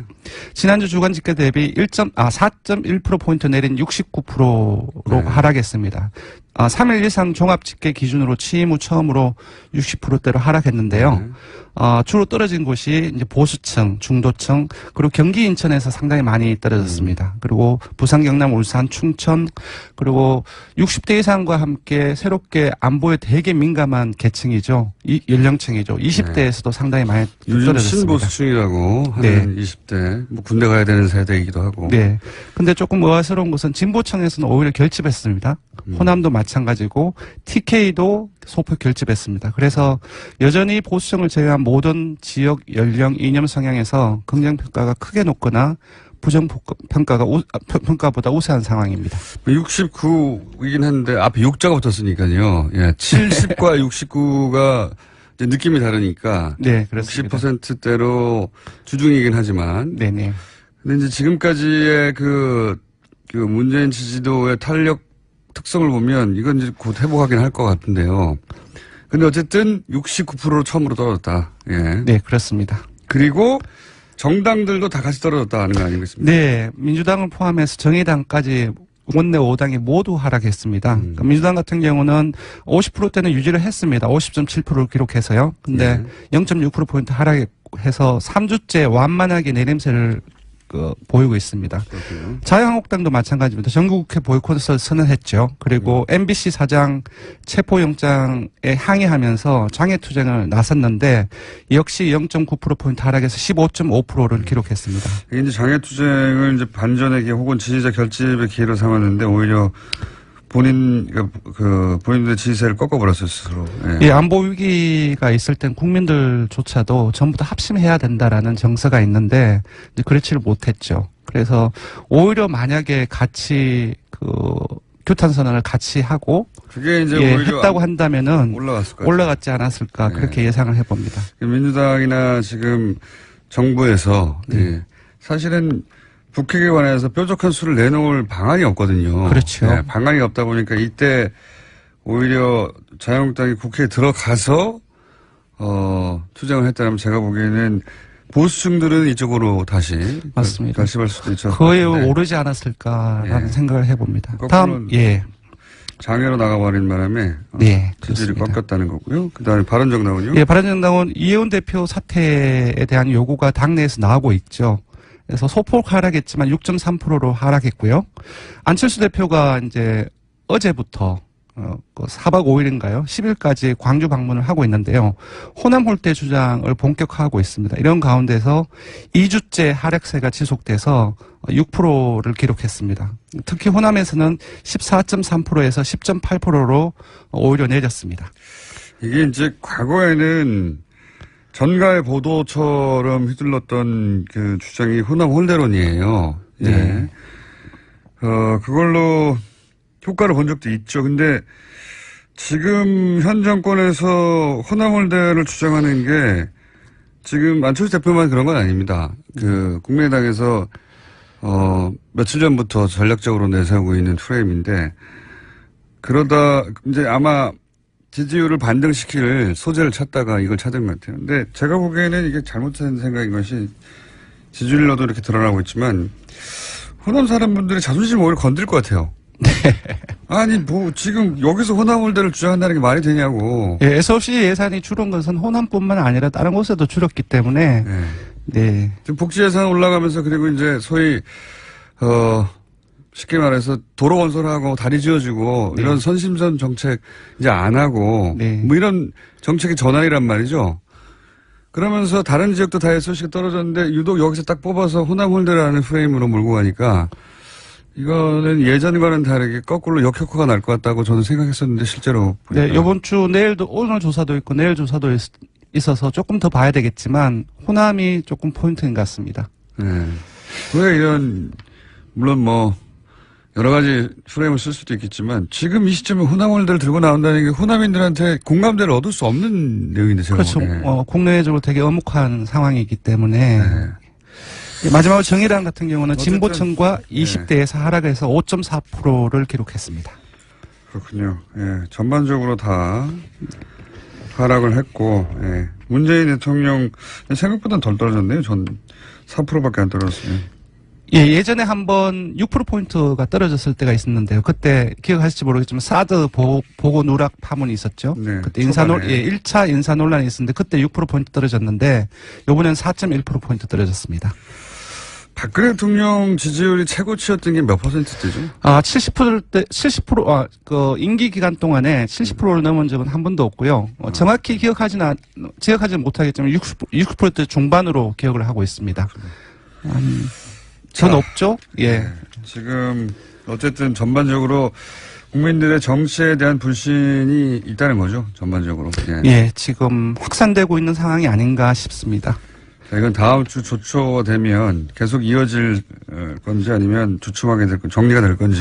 정기국회 파행이 계속되고 그 논란이 이런저런 논란이 여야 간에 계속 지속된다고 한다면 무당청이 지속적으로 증가하지 않을까 그렇게 예상을 합니다. 자, 그러면 그것마저 알려주면, 예, 저희만 조사하는 현안은 어떤 겁니까, 이번에?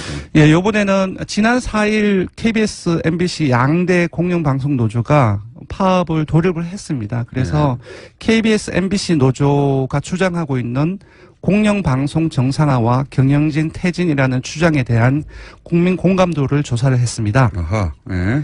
네, 그래서 공감한다라는 응답이 66.4%가 나왔습니다. 그러니까 응답자 3명 중 2명이 공감한다고 응답을 했고요. 반면 공감하지 않는다라는 응답은 24.5%. 그러니까 공감한다는 응답이 약 3배에 가까이 더 많습니다. 이거는 지금 현재 진보 보수 지형도에 가까운 답변인 것 같아요. 그렇습니다. 진보 보수의 지형으로 가깝지만 중도층이라든지 거의 대부분의 계층들이 자유한국당이라든지 바른정당 보수를 제외하고 공감한다는 응답이 상당히 많아서 전반적으로 국민 여론들 같은 경우는 이 사안에 대해서, 이 주장에 대해서 공감을 하는 분위기가 아닌가 싶습니다. 지역별로는 어떻습니까? 예, 모든 지역이 공감한다는 그 여론이 높았습니다. 호남이 77% 가장 높았고요. 연령대도 마찬가지입니다. 60대를 포함을 해서 특히 40대 이하 같은 경우는 70%대의 공감도가 나왔고요. 그 진보층은 88%, 중도층은 68%, 그리고 민주당을 비롯해서 정의당, 국민의당 지지층 그리고 무당층. 그러니까 어느 정당도 지지하지 않는 사람들이죠. 이분들도 공감한다는 여론이 되게 매우 높거나 절반을 넘어섰습니다. 반면 한국당은 공감하지 않는다라는 응답이 65%가 나왔고요. 바른정당 역시 절반의 50%가 공감하지 않는다라고 얘기를 했습니다. 보수 지지층을 제외하고는 바른정당은 그래도 절반 가까이 되네요. 예, 비공감. 네. 나머지는 공감한다는 얘기니까. 여러 다른 현안 조사라든지 정례 조사를 보면 바른정당의 지지층들이 조금씩 보수적인 응답을 내놓고 있는 경향을 지금 보이고 있습니다. 이전과 달리 그렇습니다. 그렇군요. 네. 보수 정당 지지자들을 제외하고 전 지역에서는 이 방송 정상화 퇴진, 경영진 퇴진 주장에 대해서 66%가 공감한다. 네, 그렇습니다. 방송이 어떻게 변해왔고 망가진 걸 봐왔으니까요. 사실 30, 40대는 특히 70대가 아니라 40대가 이렇게 높은 것은 이분들 지난 10여 년간 그러니까 이 지난 10여 년을 비교하려면 또 그 이전 10여 년이 있어야 되잖아요. 그렇죠. 그러니까 40대는 20대, 30대 그걸 겪었거든요. 네. 겪어서 그 이전 10년은 어땠는데 그 이후 10년은 어땠는지 비교해서 비정상이 됐다라고 생각하는 층, 이 40대라서 제가 보기엔 40대가 가장 높은 것 같아요. 네. 가장 생생하게 기억하는. 그렇습니다. 네, 방송이 어떻게 변했는지를 본 거죠. 네, 그래서 그분들은 다시 돌아가야 된다고 생각하는 거고. 그게 전 국민의 70%에 이른다. 40대에서는 특히. 전 국민, 전연령에서는 66%대고요. 예, 그렇습니다. 그렇습니다. 이 조사는 저희가 유일하게 했습니다. 자, 조사 기한은요? 네, 대통령 정당 지도 조사는 TBS 의뢰로 전국 19세 이상 성인을 대상으로 9월 4일부터 6일 사흘 동안 전화 면접 자동응답 혼용 방식으로 실시했고 최종 완전 응답자는 1,528명입니다. 표본 오차는 95% 신뢰 수준 플러스 마이너스 2.5%포인트고 응답률은 3.7%포인트였습니다. 3.7%였습니다. 현안 조사는 역시 TBS 의뢰로 전국 19세 이상 성인을 대상으로 어제 하루 동안 실시를 했습니다. 전화 면접 자동응답 혼용 방식으로 실시했고 최종 완전 응답자는 521명이고 표본 오차는 플러스 마이너스 4.3%포인트, 응답률은 3.4%입니다. 네, 이거 꼭 해야 되나요, 이렇게요? 사실 들어오지도 않는데. 정당지도 조사만 얘기를 하면 되고 현안 조사는 알려드리지 않아도 크게 문제는 없는데요. 네. 그래도 조사를 어떻게 했는지 알려드리기 위해서. 네. 알겠습니다. 녹음해 주세요, 앞으로. 자, 지금까지 리얼미터 권순정 조사분석실장이었습니다. 감사합니다. 고맙습니다. 자, 불친절한 AS. 오늘 내부자 둘은 문자가 아주 많이 왔습니다. 예. 김성태 의원님과 안민석 의원님 양쪽으로 많이 왔네요. 김성태 의원님으로는,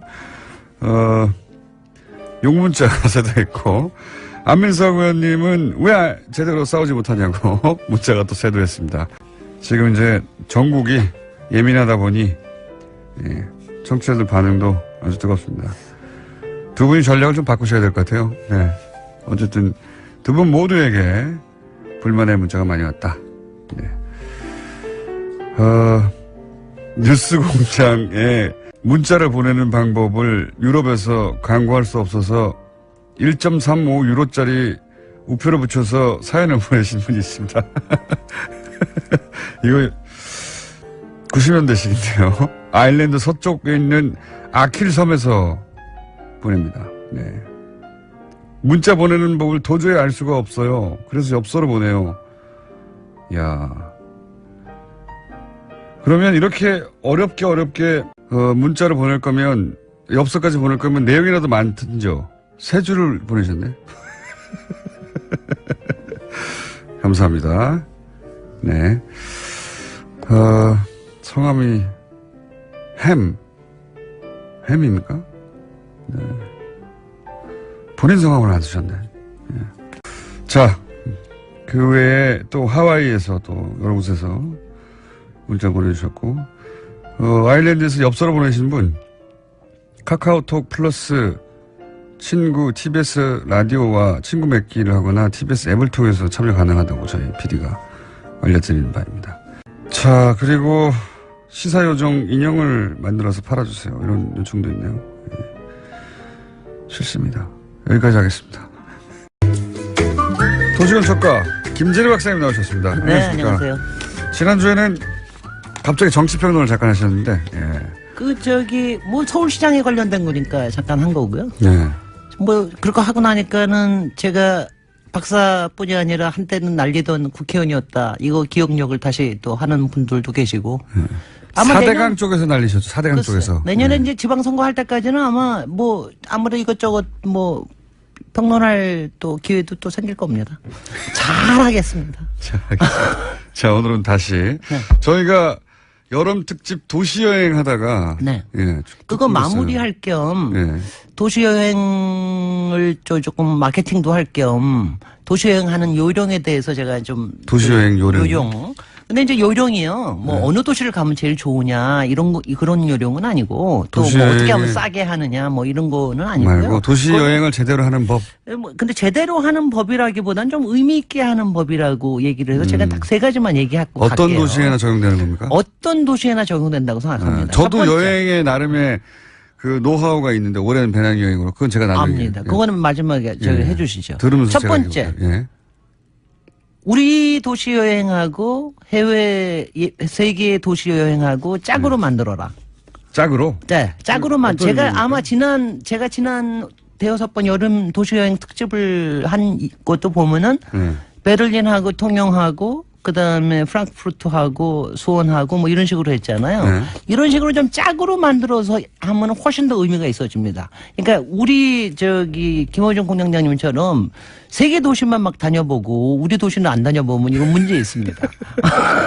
그게 이런 것 같아요. 네. 서울 사는 사람들은 남산 잘 안 올라가는 것처럼. 아니 근데 그게 잘못된 거라는 거예요. 근데 그건 전 세계 마찬가지인 게 제가 이제 예를 들어서 파리에 가가지고 너 누브르 박물관 가봤어? 그러면 파리 시민들 중에 거의 안 가죠. 아니 근데 그 얘기하는 게 서울을 안 가면 딴 데로 통영을 안 가본다는 건 말이 안 되는 얘기죠. 말이 안 됩니까? 그러니까 이런 주의하도록 거예요. 하겠습니다. 그러니까 왜냐하면 이제 외국의 세계 도시 갈 때는 정말 자유롭기 위해서 가잖아요. 네. 우리 도시에서는 그걸 좀 덜 느끼는데 그리고 언제든지 갈 수 있다는 생각을 하는 거죠. 벗어날 수 있다. 그거를 올라갈 수 있다는 게 굉장히 큰 점프라는 거. 그래서 이거는 공장장님을 위한 요령 1입니다. 네. 세트로 만들어라. 네네. 네. 그다음에 두 번째는 테마를 자기한테 의미 있는 테마를 만들어라. 고기죠, 곡을 저는. 가지고. 그러니까 고기로 가도 좋습니다. 어떤 사람은 연애로만 가는 사람도 있어요. 여행을 어떤 가서 연애를 한다? 그러니까 연애사를 쫓아서, 그러니까 베로나만, 로미오만 줄리엣만 가는 게 아니라 연애사만 가는 사람들도 있어요. 그러니까 영화의 백그라운드만 해서 가는 사람들도 있고, 뭐 굉장히 여러 가지. 그러니까 역사를 그 가지고 남의 좀 연애잖아요. 아니, 로미오 그러니까 줄리엣. 남의 연애 보면 자기도 연애 뭐 꿈을 꾸는 거죠. 그러니까 자기의, 그러니까 특히 도시 같은 경우에는 그런 의미 있는 테마들이 엄청나게 많아요. 역사, 예를 들어봐 시사. 주세요.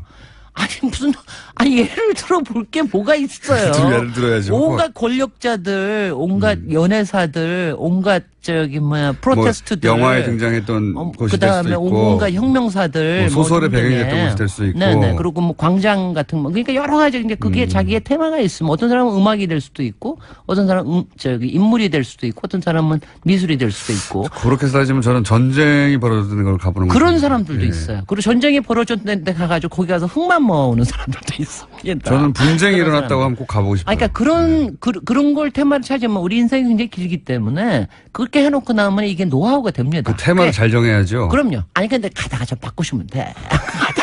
뭐 이런 저는 분쟁 그런 지역 거는- 이런 거 테마로 정하면 아니 그 분쟁에서도 연애는 일어나고요. 인물은 있고 혁명은 있어요. 세 명이 다 못 살 수도 있어요. 네. 그거는 조심하셔야 됩니다. 테마를 잘 정해야 되는데. 네. 그게 그래서 또 굉장히 이게 중요해요. 왜냐하면 이게 인생을 굉장히 풍부하게 해줍니다. 그러니까 저도 항상 저는 김어준 공장장님이 그 여행에서 뭘 얻었는지 제가 잘 모르는데 뭘 얻었는지 알고 싶어 솔직히. 제가 얻은 거는요. 네. 닥치는 대로 살아도 된다는 거예요. 닥치는 대로. 근데 닥치는 대로 근데 이러죠. 제가 여기서 갑자기 닥치고를 조금 비판을 해야 되겠는데, 닥치고 정치는 좋아요. 근데, 훌륭한 책이죠. 닥치고 아무거나 하면 안 돼요. 여행은? 닥치고 모든 게 닥치고 지지만 해서도 안 되고. 여기서의 닥치고의 의미는 네. 너무 자고우면 하지 마라.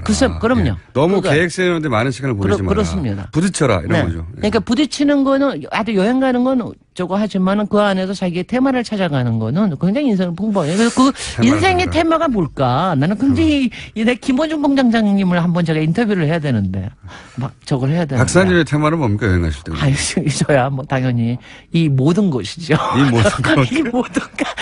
저의 문제는 네. 이 모든 거. 그러니까 가령 제가 수원 화성에 갈 때는 네. 왜냐면 딴 사람들은 뭐 거기가 뭐가 어쩌고 근데 나는 그냥 정조에 빠져서 가는 거고. 그리고 그때 화성 능행이 제대로 잘 그려졌나 이런 거 그림도 하고 확인하러 가는 거. 그러니까 하여튼 간에 저는 좀 복잡한 사람입니다. 자, 세 번째는 뭡니까? 세 번째는요. 요새 도시 여행이 좀 많아지긴 했지만 예. 아직도 우리 사회에서는 도시 여행보다는 되게 명승지 여행이 많습니다. 그렇죠. 되게 맞습니다. 예. 고적 여행이라든가. 예. 근데 그게 참 그래서 저는 그거를 그렇게 하지 말라고 그럴 수는 없고. 그것도 하지만 명승지 여행에 꼭 그 옆에 있는 도시를 하나 끼워서 가세요. 그렇게 하면 굉장히 효과적이에요. 그러니까 제가 그러니까 예를 들어보면은 저는 이제 지난번에는 통영을 제가 이렇게 얘기한 거는 통영이 바로 그런 사례거든요. 근데 제가 굉장히 좋아하는 거는 저는 부속사예요. 그러니까 근데 부속사가 어디 있는지는 아시나 혹시? 안 가봤습니다. 영주 부속사예요. 제가 네. 노무현 대통령님이 통영 가지고 그렇게 예찬을 하실 때 저는 영주 부속사 가지고 그렇게 예찬을 했거든요. 그래서 둘이서 자기의 내 마음의 공간을 가지고 막 얘기하고 그랬는데, 그러니까 그게 뭐냐면 부속사를 갈 때 부속사만 가는 게 아니라 영주까지 같이 가면 굉장히 달라집니다. 어떻게 달라집니까? 어떻게 달라지나? 저는 영주에 갔을 때 제일 처음에 놀랐던 게 뭐냐면은 길거리에 감나무 가로수가 있는 거예요. 아, 제가 가로수가 처음에 플라티네스가 가로수가 아니라, 네. 가로수가 감이 막 열려 있을 때 제가 마침 갔어요. 감나무가 가로수가 될 수 있다는 거에 저는 완전히 문화적인 충격이었어요. 그러니까 그러면서 거기에 그 감은 대해서 누가 먹나요? 그러니까 많이 땁니다. 요새는 뭐 좀 많이 그냥 요새는 너무 그러면 풍년이라서 그 그런데. 시민들이 그냥 먹어도 되는 거예요? 그럼요. 그렇게 저거 하고. 그러면 찬성. 그런데. 아니, 그러니까 그러면서 말하자면 도시와 나무에 대한 생각이 완전히 달라졌던 생각이 있어요. 근데 이제 저처럼 꼭 그런 것만이 아니라 하더라도 그러니까 보통 이제 경주에 가면 경주에 고적들만 가잖아요. 네. 근데 경주의 시내 읍성과 경주 시내를 보면은 또 생각이 굉장히 많이 달라지거든요. 이런 식입니다. 그러니까 저는 그래서 그러니까 도시라고 하는 게 오히려 훨씬 더 현실적이고 자기의 일상에 가까운 주제들을 굉장히 많이 드러내게 돼요. 그리고 자기의 심리와 자기의 테마와 자기의 연애사와 등등을 많이 드러내게 되기 때문에 명승에 가는 것 이상으로 도시에서 얻어내는 게 많기 때문에 이렇게 옆에 끼워서 가시면 굉장히 좋습니다. 그래서 제가 그거를 제가 좀 많이 권합니다. 그렇게 하면은 보통은 이제 명승지 가서 그 배경으로 사진 찍고 돌아오는 경우가 글쎄 많은데 말이죠. 네. 그것도 가지만 그 명승지에 그건 국내에 다 적용되는 거겠죠. 네. 예.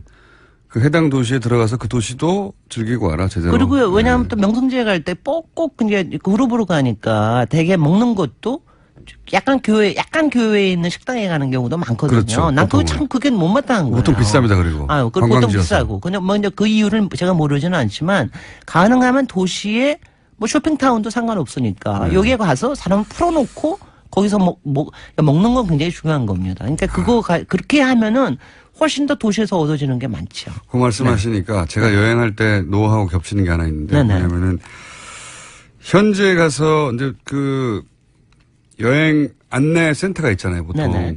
예, 웬만한 국가에는. 그래서 가서 사람들이 책으로도 찾아보고 요즘 앱으로도 찾아보고 네. 그렇죠? 인터넷이 잘 돼 있고 휴대폰들 다 들고 있으니까. 그리고 그런 관광센터에 가서도 물어봐요. 이게 맛있는 음식집 어디냐. 그러면 안 됩니다. 네. 그러면 안 되고 네. 그 관광 안내원한테 여기 맛있는 음식점이 어디 있어요? 유명한 데가 어디 있어요? 이렇게 물어보는 게 아니고 너 점심 때 어디 가니? 바로 그거예요. 바로 그거예요. 로컬이 가는 데가 진짜입니다. 관광객들에게 소개하는 음식점 말고 네. 그냥 너 점심 때 어디서 먹니? 네. 너 저녁은 어디서 먹어? 네. 이렇게 물어봐야 진짜 맛있는 데가 나와요. 그러면 맞아요. 보통은 가장 번화한 곳에서 살짝 벗어나는 곳에서 그냥 매일매일 먹는 음식이니까 자기들이 맛있는데. 맞아요. 예. 그래서 가령 목포에 민어를 먹으러 가도 로컬들이 먹는 데 가서 먹어야 진짜예요. 그러니까요. 근데 저 맞습니다. 먹는 얘기 나오니까 저도 또 하나 붙일 게 있는데 여기 요령 중에 하나만 더 이렇게 사적으로 붙이자면은 여행을 가서 특히 도시 여행을 가서는 하루 저녁만큼은 근사한 데 가서 먹어라. 아무리 혼자라도. 그거 하면은 그 도시의 문화가 느껴집니다. 연애사가 발전이 될지도 모릅니다. 근데 그거 굉장히 중요한 겁니다. 그러니까 형식을 따져서 제대로 갖춰 있고 가서 저녁 한 번을 근사하게 먹는 거. 이게 도시 여행하는데 굉장히 중요한. 꼭 저녁이 아니어도 말이죠. 의식입니다. 네. 꼭 네. 저녁이 아니어도 네. 그 동네에서 예를 들어서 별을 받았다든가 네네. 유럽이라면 뭐 네. 서구라면 미슐링 별을 받았던 그런 것을 굳이 찾아서 한 번쯤 가서 먹는 거 굉장히 좋습니다. 굉장히 중요해요. 네. 왜냐면 완전히 다르거든요. 또. 완전히 다른 문화거든요. 네. 그게. 아 여기 고급 문화는 이렇구나. 네. 네. 그리고 이제 현지인들 같은 데 먹고. 네. 그리고 네. 혼자 가서 먹으면 더 좋습니다. 혼자 가서 먹으면 굉장히 새로운 경험이, 특히 저녁에 혼자 가서 먹으면은 아주 괜찮은. 너무 안쓰러워 괜찮은 보이지 경험이. 않을까요? 아니야. 그럴 일은 없어요. 홀로 먹기가 사실은 외국에서는 별로 아무렇지도 않게 보이니까. 또 한 가지 여기 저희 많이 덧붙이세요. 노하우는 네. 저 나름의 노하우. 제가 배낭여행 꽤 오래 많이 했거든요. 네. 여러 국가를. 저는 지도를 처음에 가서 봤잖아요. 요즘은 이제 휴대폰이 있어서 휴대폰으로 찾아봐요. 네. 그런데 그 휴대폰에 나오는 지도는 평면 지도고 기본적으로 공간감이 잘 안 생겨요. 저는 그 새로운 도시에 가면 그 도시에서 가장 높은 데를 찾습니다. 일단. 네네. 뭐 첨탑이 됐던 네. 뭐 산등성이 됐건 아니면 건물이 됐건 거기에 올라가서 도시를 내 머릿속에 넣어요. 네. 아, 이 동네는 이렇게 생겼고 여기는 이런 게 있고 대충 이 정도 규모고 눈에 들어온 다음에 그 다음에 여행을 시작합니다. 제가 네. 이러니까 오늘은 못하겠고 제가 서울을 그렇게 하는 저 나름의 노하우가 있거든요. 누가 그래요? 왔을 때 네. 높이 올라가고 전체를 보여주고 이러는 노하우가 있는데 그거 언제 한번 공개할게요. 그거 완전히 다르거든요. 그런 완전히 데는. 달라요. 그러니까 네. 왜냐하면 역시 그러니까 통찰력과 조감 능력을 가진 입체적인 사고. 네. 입체적인 사고에 김호준 공장장의 노하우는 각별합니다. 네. 그리고 우리는 감사하고요. 도시를 사랑하고요. 그리고 요번에 제가 도시 여행하고 나니까 굉장히 많은 정말 반응을 받았는데 그 중에 하나가 지방 공무원들 시민단체에서 관광에 관련된 의문으로 굉장히 많이 받았는데 여기까지 하겠습니다. 오케이. 다음 주에 하겠습니다. 네. 김진애 박사님이었습니다. 방법론이 달랐던 건데요. 문재인 대통령은 대북 제재 강도를 높여야지 북한을 대화의 길로 이끌 수 있다면서 대북 원유 공급 중단에 협조해달라고 요청했습니다. 그러나 푸틴 대통령은 원유 공급을 중단할 경우에 민간 피해가 발생할 수 있다면서 부정적인 태도를 보였습니다. 그건 뭐 당연하겠죠. 지금은 단순히 뭐 우리와 러시아의 관계가 아니라 한미일 3국하고 중로북 3국 이게 전선이 만들어진 셈이거든요. 사실은 일정 정도. 그런 전선에서 러시아가 북한을 압박해버리면 이 전선이 자기들도 무너지는 건데 그쪽에서 그럴 수 없겠죠. 당연히. 게다가 어제도 잠깐 얘기했지만 그 중국도 역시 핵을 개발할 때 60년대요. 50년대 말 60년대, 64년까지 개발하는 동안 똑같은 경우를 당했었거든요. 그리고 또 이런 것도 있어요. 그러니까 중국이 바라보는 북한은, 자신들이 6.25 때 사람을 보냈지 않습니까? 일종의 혈맹 관계라고 볼 수 있는 거죠. 좋은 말로 표현하면 혈맹이고, 실제로 자기들은 이 지역이 미국에 의해서 주도되는 걸 막기 위해서 자신들의 사람들 수십만을 보내고 많은 사람이 여기서 죽고 간신히 지켜낸 자신들의 뒷마당 같은 거란 말이죠. 예. 중국 입장에서 보자면. 자기들이 이렇게 어렵게 확보한 뒷마당인데 이걸, 미국이 압박한다고 해서 중국과의 관계, 중국이 북한과의 관계도 다 버리고 그럴 수는 없다는 인식이 또 있어요. 오랫동안 자신들이 지켜온, 자기들이 뭐랄까, 피를 뿌려서 지켜온 뒷마당이다. 이런 인식이 중국한테는 있기 때문에 굉장히 어려운 문제인 것 같습니다. 이런 어려운 국면에 사드까지 이 땅에 들어와 있으니까 이미 그것도 대선 기간 동안 몰래 들어와 있으니까, 방송엔 적합한 단어는 아니지만 환장할 일이죠. 예, 적합하지 않습니다. 적합하진 않지만 예. 적절한 표현이 생각이 안 납니다. 그 이상은 환장할 일입니다. 예. 그런 어려운 국면에 처해 있고 러시아도 사실 예상대로 여기서 북한을 더 몰아붙일 수 없다고 답변을 한 것이고요. 이 가운데 더욱 사태를 어렵게 만드는 것은 또 트럼프예요. 예. 예, 무기 판매와 관련한 이야기들을 계속하고 있습니다. 네, 자기 잘했다는 거죠. 이 어려운 국면에 우린 지금 전쟁 나느냐 마느냐 이러고 있는데 트럼프는 이제 전쟁 위기를 고조시키는 발언을 계속해서 장사를 잘했다. 이제 이런 얘기를 했어요. 한국, 일본의 군사 장비를 표현도 참 구매하도록 허용할 것이다. 예. 그죠? 예, 자신의 트위터에 남긴 내용입니다. 이것도 무슨 성명으로 발표한 게 아니라 트위터에 썼습니다. 트럼프 대통령은 참 믿을 수 없는 사람인 게 서로 정상 간 얘기할 때 주고받는 게 분명히 있죠. 어느 일방이 이익만 보는 거래는 국가 간에 절대 없기 때문에 무기 얘기도 했겠죠. 뭐 이 기회에 우리가 필요한 것도 사기도 하고 혹은 트럼프 입장에서는 팔기도 하고. 그런데 그 상대국 입장 정리가 되기 전에는 서로 조용히 해주거나 묻어주거나 뭐 이래야 되지 않습니까? 보통 이런 거래를 하고 나서는. 근데 그냥 자기가 유리할 때 그냥 트위터에 그것도 틀림없이 모바일 폰으로 몇 줄 썼겠죠. 예, 전례도 있는데요. 핀란드와의 무기 거래와 관련해서도 이 똑같은 상황이 있었다고 합니다. 네. 그리고 뭐 다른 정상과의 대화력도 많이 유출됐죠. 실제로. 굉장히 이기적이고 즉흥적이고 이걸 이제 우리나라에서는 관종이라고 표현해요. 관종.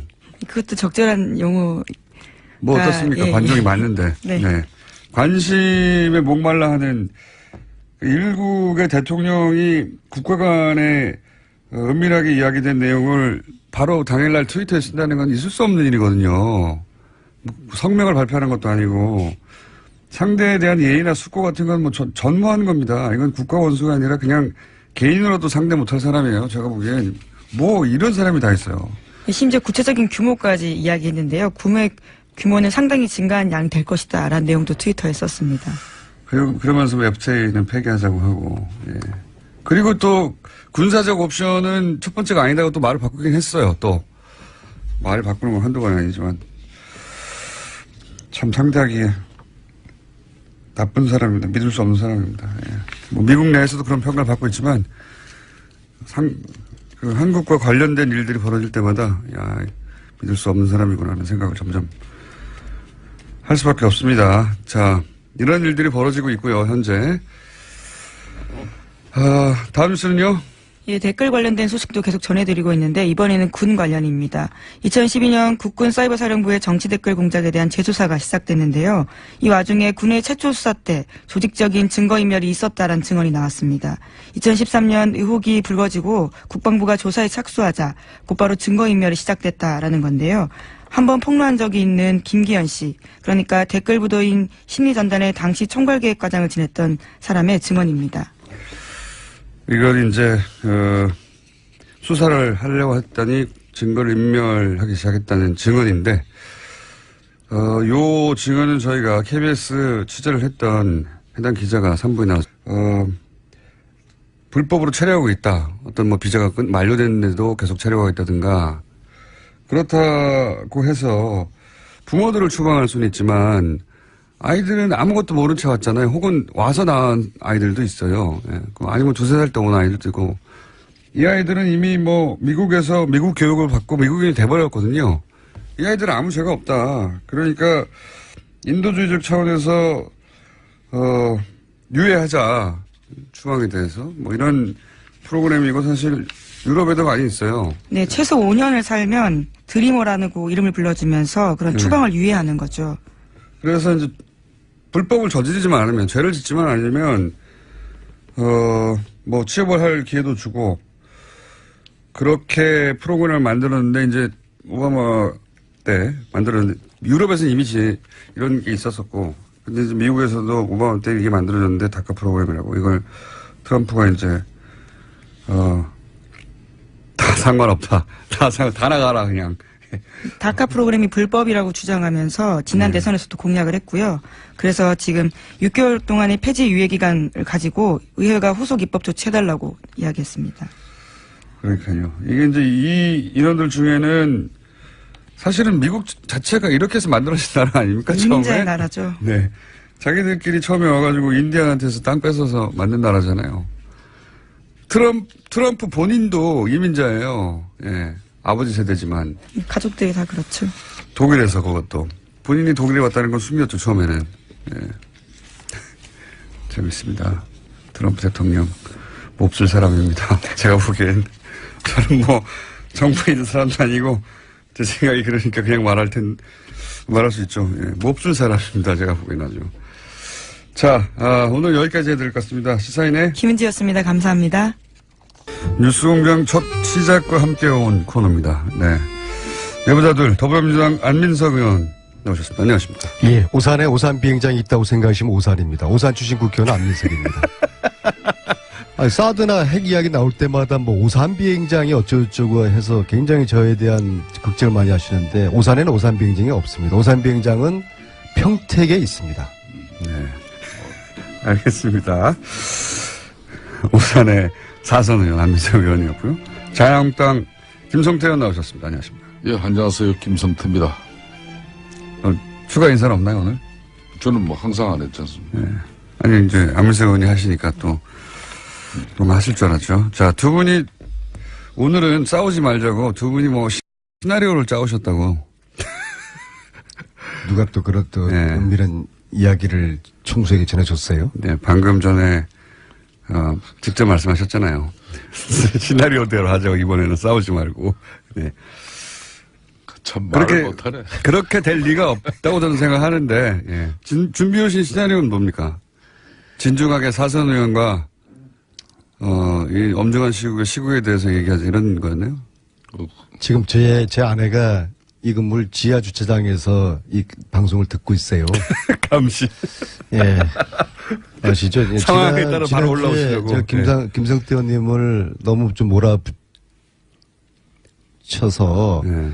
제 아내가 굉장히 가슴이 아팠던 모양이에요. 근데 그런 이야기를 김성태 의원께 너무 밀어붙이지 말은 이야기를 저한테 종종 하고 메시지를 자주 보내는데 제가 잘 아시다시피 통제가 잘 안 되지 않습니까? 김성태 의원님만 보면은 피가 거꾸로 솟고 제가 이성을 잃고 그래요. 그럴 때도 있다는 거죠. 종종 제 아내에게 지적을 당해왔는데 지난주가 좀 심했나 봐요. 그래서 지난주 아주 재밌었는데. 아침에 나오자마자 저는 아침에 새벽 5시에 나오거든요. 오사서 나와야 되니까. 제 집사람이 주무시다 말고, 제 아내가 주무시다 말고, 후다닥 같이 가야 되겠다 해서 여기까지 따라와서 이번에는 오늘 방송은 이제 잘 해야 됩니다. 안민석 의원님이 이 방송에서 나를 디스한 게 하루 이틀 일입니까? 나는 그때마다 또 다음 방송 일주일까지 저는 깊은 신앙심을 가진 그런 종교인은 아닙니다. 그렇지만은 안민석 의원이 마음의 평정을 찾고 또 이제 집권당의 중차대한 사선 의원으로서 문재인 정부의 국가 운영이 균형을 잘 찾아갈 수 있는 그런 역할을 안민석 의원이 해주시길 바라고. 나 하나 정도야 디스 당한들 내가 참으면 되는 거죠. 북한은 핵실험을 했는데 왜 보이콧을 하고 계세요? 김성태 의원님? 예. 자유한국당 보이콧하는 메시지가 뭐예요? 국회 일정 보이콧이죠, 지금. 예. 왜 국회 안 들어오는 거예요? 국회 곧 메시지가 없어요. 국회 들어갈 겁니다. 근데 지금 왜 그렇게 밖에서 방황하고 계세요? 자, 이제 북한이 결국은 돌이킬 수 없는 그런 핵실험을 6차 핵실험을 했지 않습니까?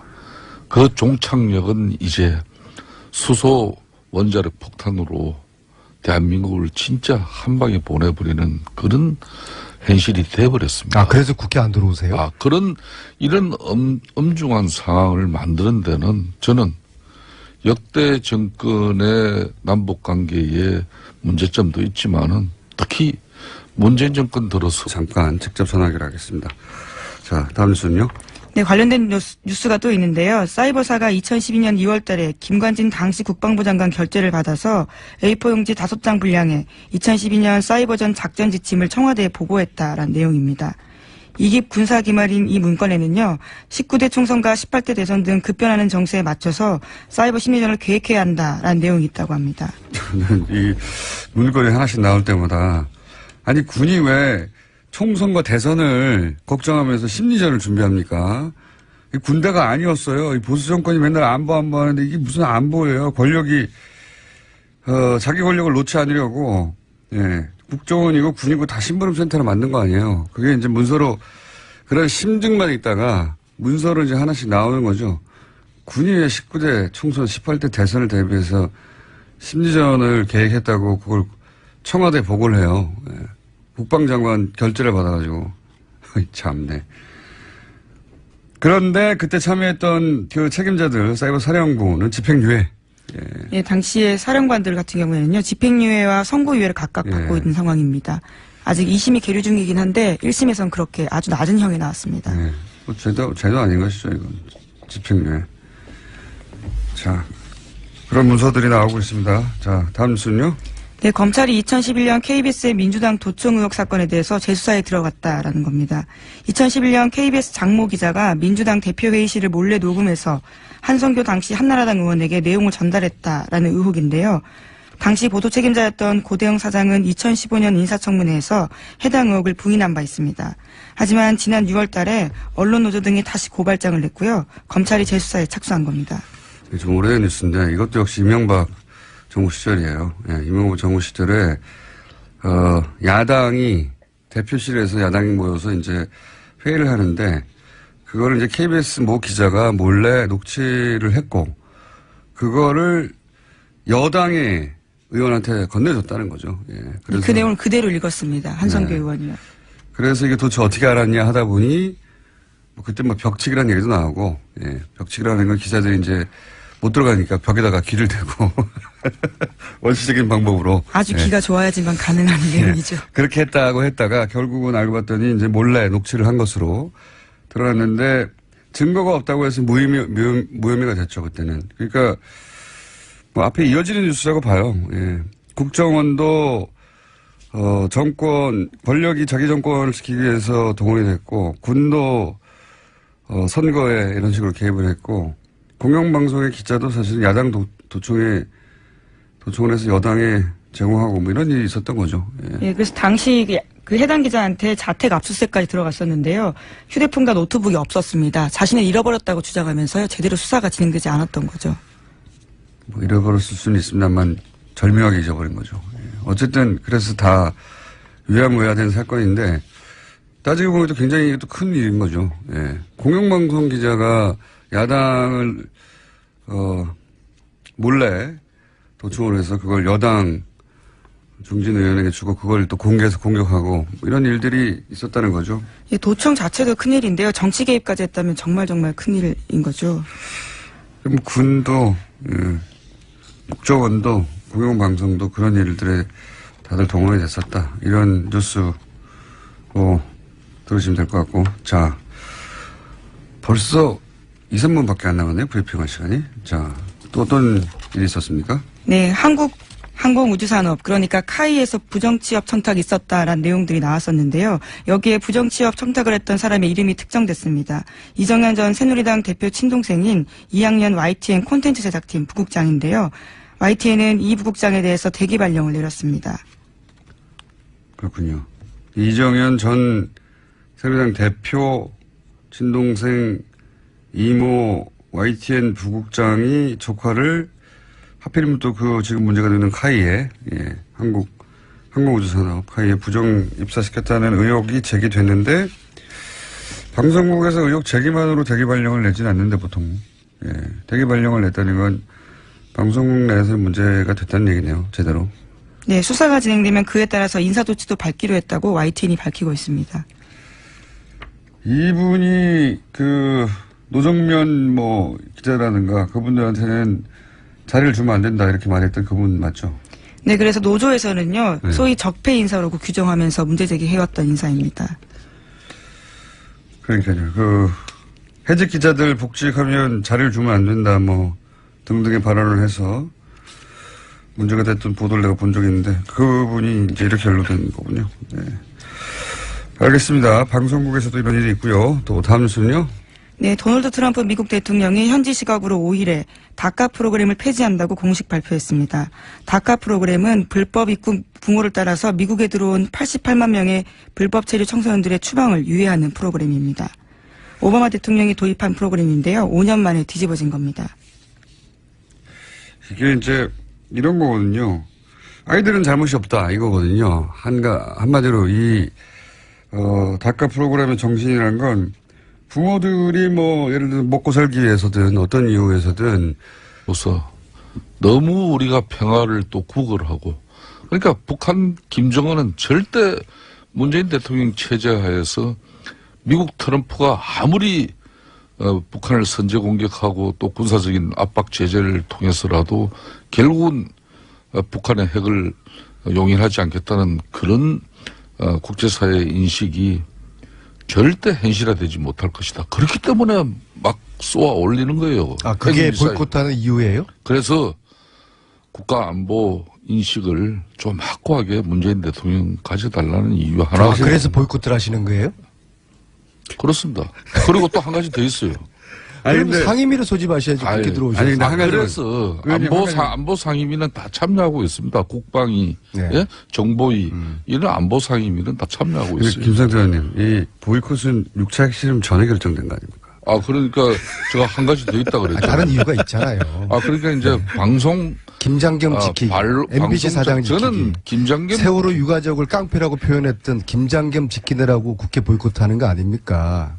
저는 북한이 지금 핵을 쏘고 난리인데 안보를 이야기하는 한국당에서 국회에 안 들어오고 보이콧도 하고 길거리를 방하고 있다는 게 안보는 여야가 따로 있는 거 아니지 않습니까? 이럴 때일수록 우리 국회에서 여당 야당이 그동안 싸우다가도 북에 저런 도발이 돼가지고는 힘을 모으고 잠시 휴전을 하면서 이 엄중한 안보 전국을 어떻게 뚫고 나갈 것인가. 맞는 말씀 해야죠. 근데 김성태 의원님이 나서가지고 초선한테 시키지 샤우팅이라고 그럽니까? 국회에서 과음 지르면서 선창. 피켓일 때 선창. 그거 정말 제가 보고서 제 눈을 의심을 했어요. 저분이 제가 평소에 알고 있는. 이거 시나리오 맞습니까? 근데 이렇게 하는 거? 없어요. 시나리오 아닌 것 같은데. 저는 개인적으로 지금 안민석 의원이. 빨리 들어오세요. 중단 이 안보 위기와 민생의 해안을 뒤로 하고 장애 투쟁을 벌인 것은 적절치 않다는 그 지적 부분에 대해서 저희들도 어찌됐든 간에 국민 앞에 면목 없는 일일 수도 있습니다. 그렇지만은 저 개인적으로도 장애 투쟁이 빨리 끝나고 또 국가를 위해서 우리가 할 역할을 다 해야 됩니다. 그렇지만은 문재인 정권이 이렇게 방송을 장악하려는 시도를 당장 중단하고 진정한 협치에 나서야 되는 거죠. 저는 그런 측면에서 제가 지난주도 방송 때 그런 말씀했지 않습니까? 역대 정권마다 언론 길들이고 방송 장악하려는 시도가 역대 정권들마다 다 있었어요. 그렇게 한 정권들이 결국 말로가 좋은 정권은 없습니다. 그래서 우리 안민석 의원도 지난 MB 정부 때 방송 장악 저지 장애 투쟁을 얼마나 가해차게 했습니까 그때. 그러니까 우리의 절반 심정도 잘 알 거 아니에요. 그때도 의원님, 예. 선우를 가리세요. 선우를. 예. 지금 북한이 핵실험을 한 6차 핵실험을 한 엄중한 시기이기 때문에 MBC 사장 지키려고 안보를 내팽개치는 것은 한국 땅의 정체성에도 맞지가 않고요. 저희들은 언론 자유를 위해서 싸우는 MBC, KBS 이 파업 격하게 지지합니다.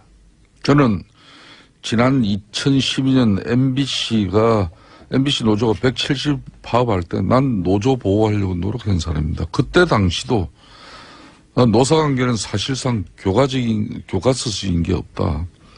불법 파업이라는 것은 항상 기업 입장에서는 편의적 판단이다. 그리고 지상파 언론 방송 노동자로서 이 공정방송이야말로 가장 중요한 가치라고 이야기한 적이 있어요. 그리고 제가 그 이후로도 뭐 해고하고 또 징계 조치하고 또 부당한 인사해가지고 이렇게 관계 가져가면은 반드시 다음에 또 더 대형 노사 분규가 발생한다.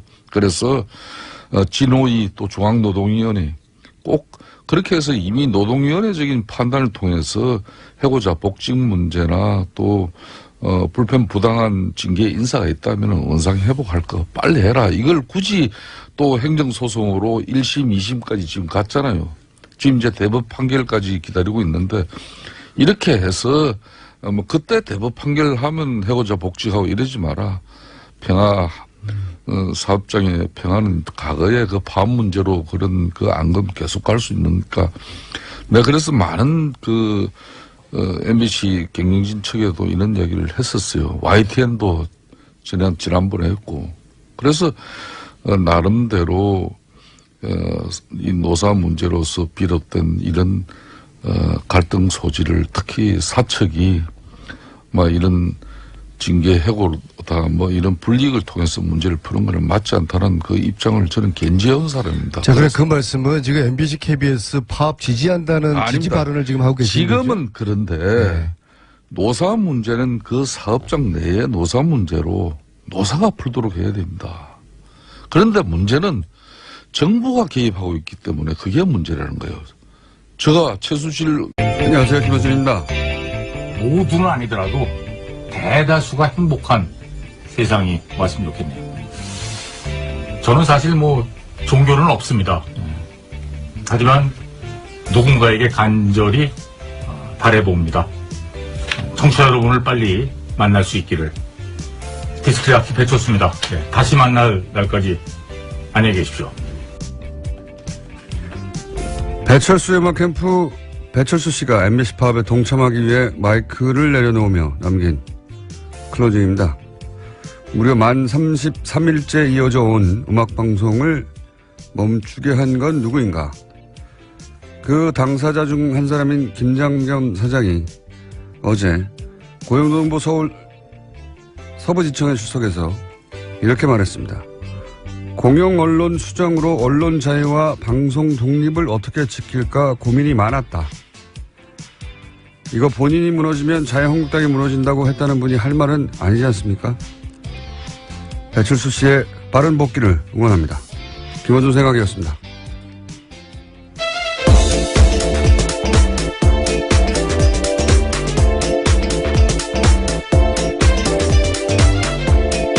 시사인의 김은지입니다.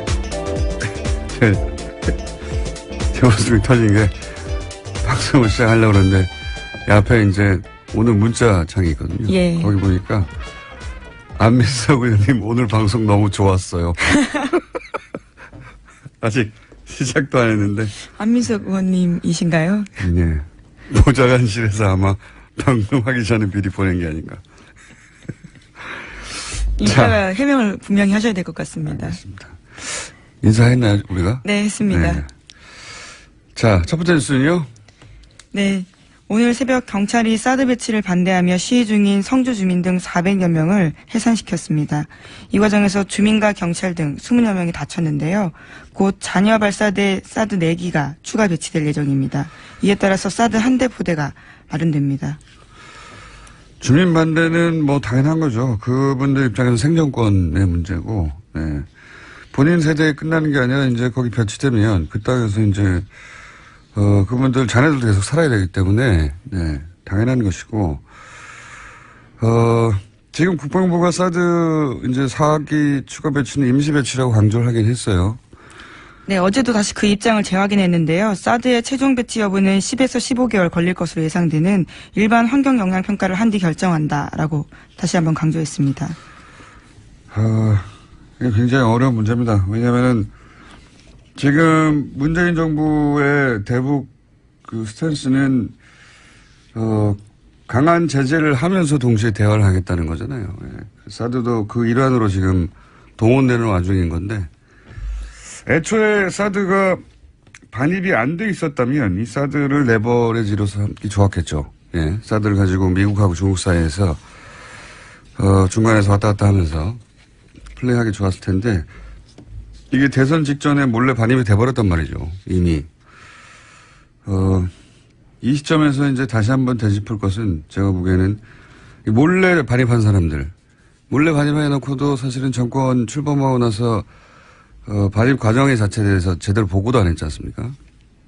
그러니까 이게 사실은 우리 안보를 책임졌던 사람들인데 그 라인에 있던 몇몇이 사실상 미국의 이익을 돕고 그리고 우리 입장에서는 국가적 레버리지 수단 굉장히 중요한 수단인데 그걸 없애버려서 이런 국면에서 커다란 국가적 딜레마죠. 예, 그런 걸 안겨버린 책임을 굉장히 무겁게 물어야 된다고 봅니다. 예.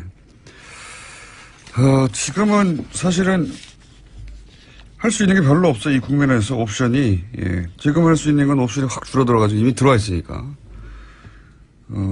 중국에는 이제 임시 배치라고 말하면서 버퍼를 만들고 국내에도 그렇고 미국에는 이런 식으로 사기를 추가 배치한다고 임시라는 토를 달고 그러면서 환경 영향 평가로 시간을 버는 수밖에 없는 어려운 국면이 됐습니다. 현재. 사드 중국은 반발하겠죠. 당연히 여기에 대해서. 네. 즉각 반발했는데요. 즉각 배치 프로세스를 중단하고 관련 설비를 철거하라고 요구하고 있습니다. 경상 외교부 대변인이 어제 발표했는데 지역 전략 균형을 엄중하게 파괴시키고 중국을 포함한 지역 국가들의 안보 이익에 손해를 끼치며 동시에 한반도의 긴장과 대립을 악화시키고 있다라고 주장하고 있습니다. 중국 입장에서는 이렇게 말할 수밖에 없죠. 물론 현재 이 사드 발사대는 깡통이에요. 표현하기를 깡통이라고 보통 표현하는데 왜냐하면 발사할 게 없어요. 예. 저는 개인적으로 사드 배치에 반대합니다만은 지금 정부가 취할 수 있는 옵션은 정말 없다는 생각이 듭니다. 그다지 너무 옵션이 이미 들어와 있으니까 옵션이 적습니다.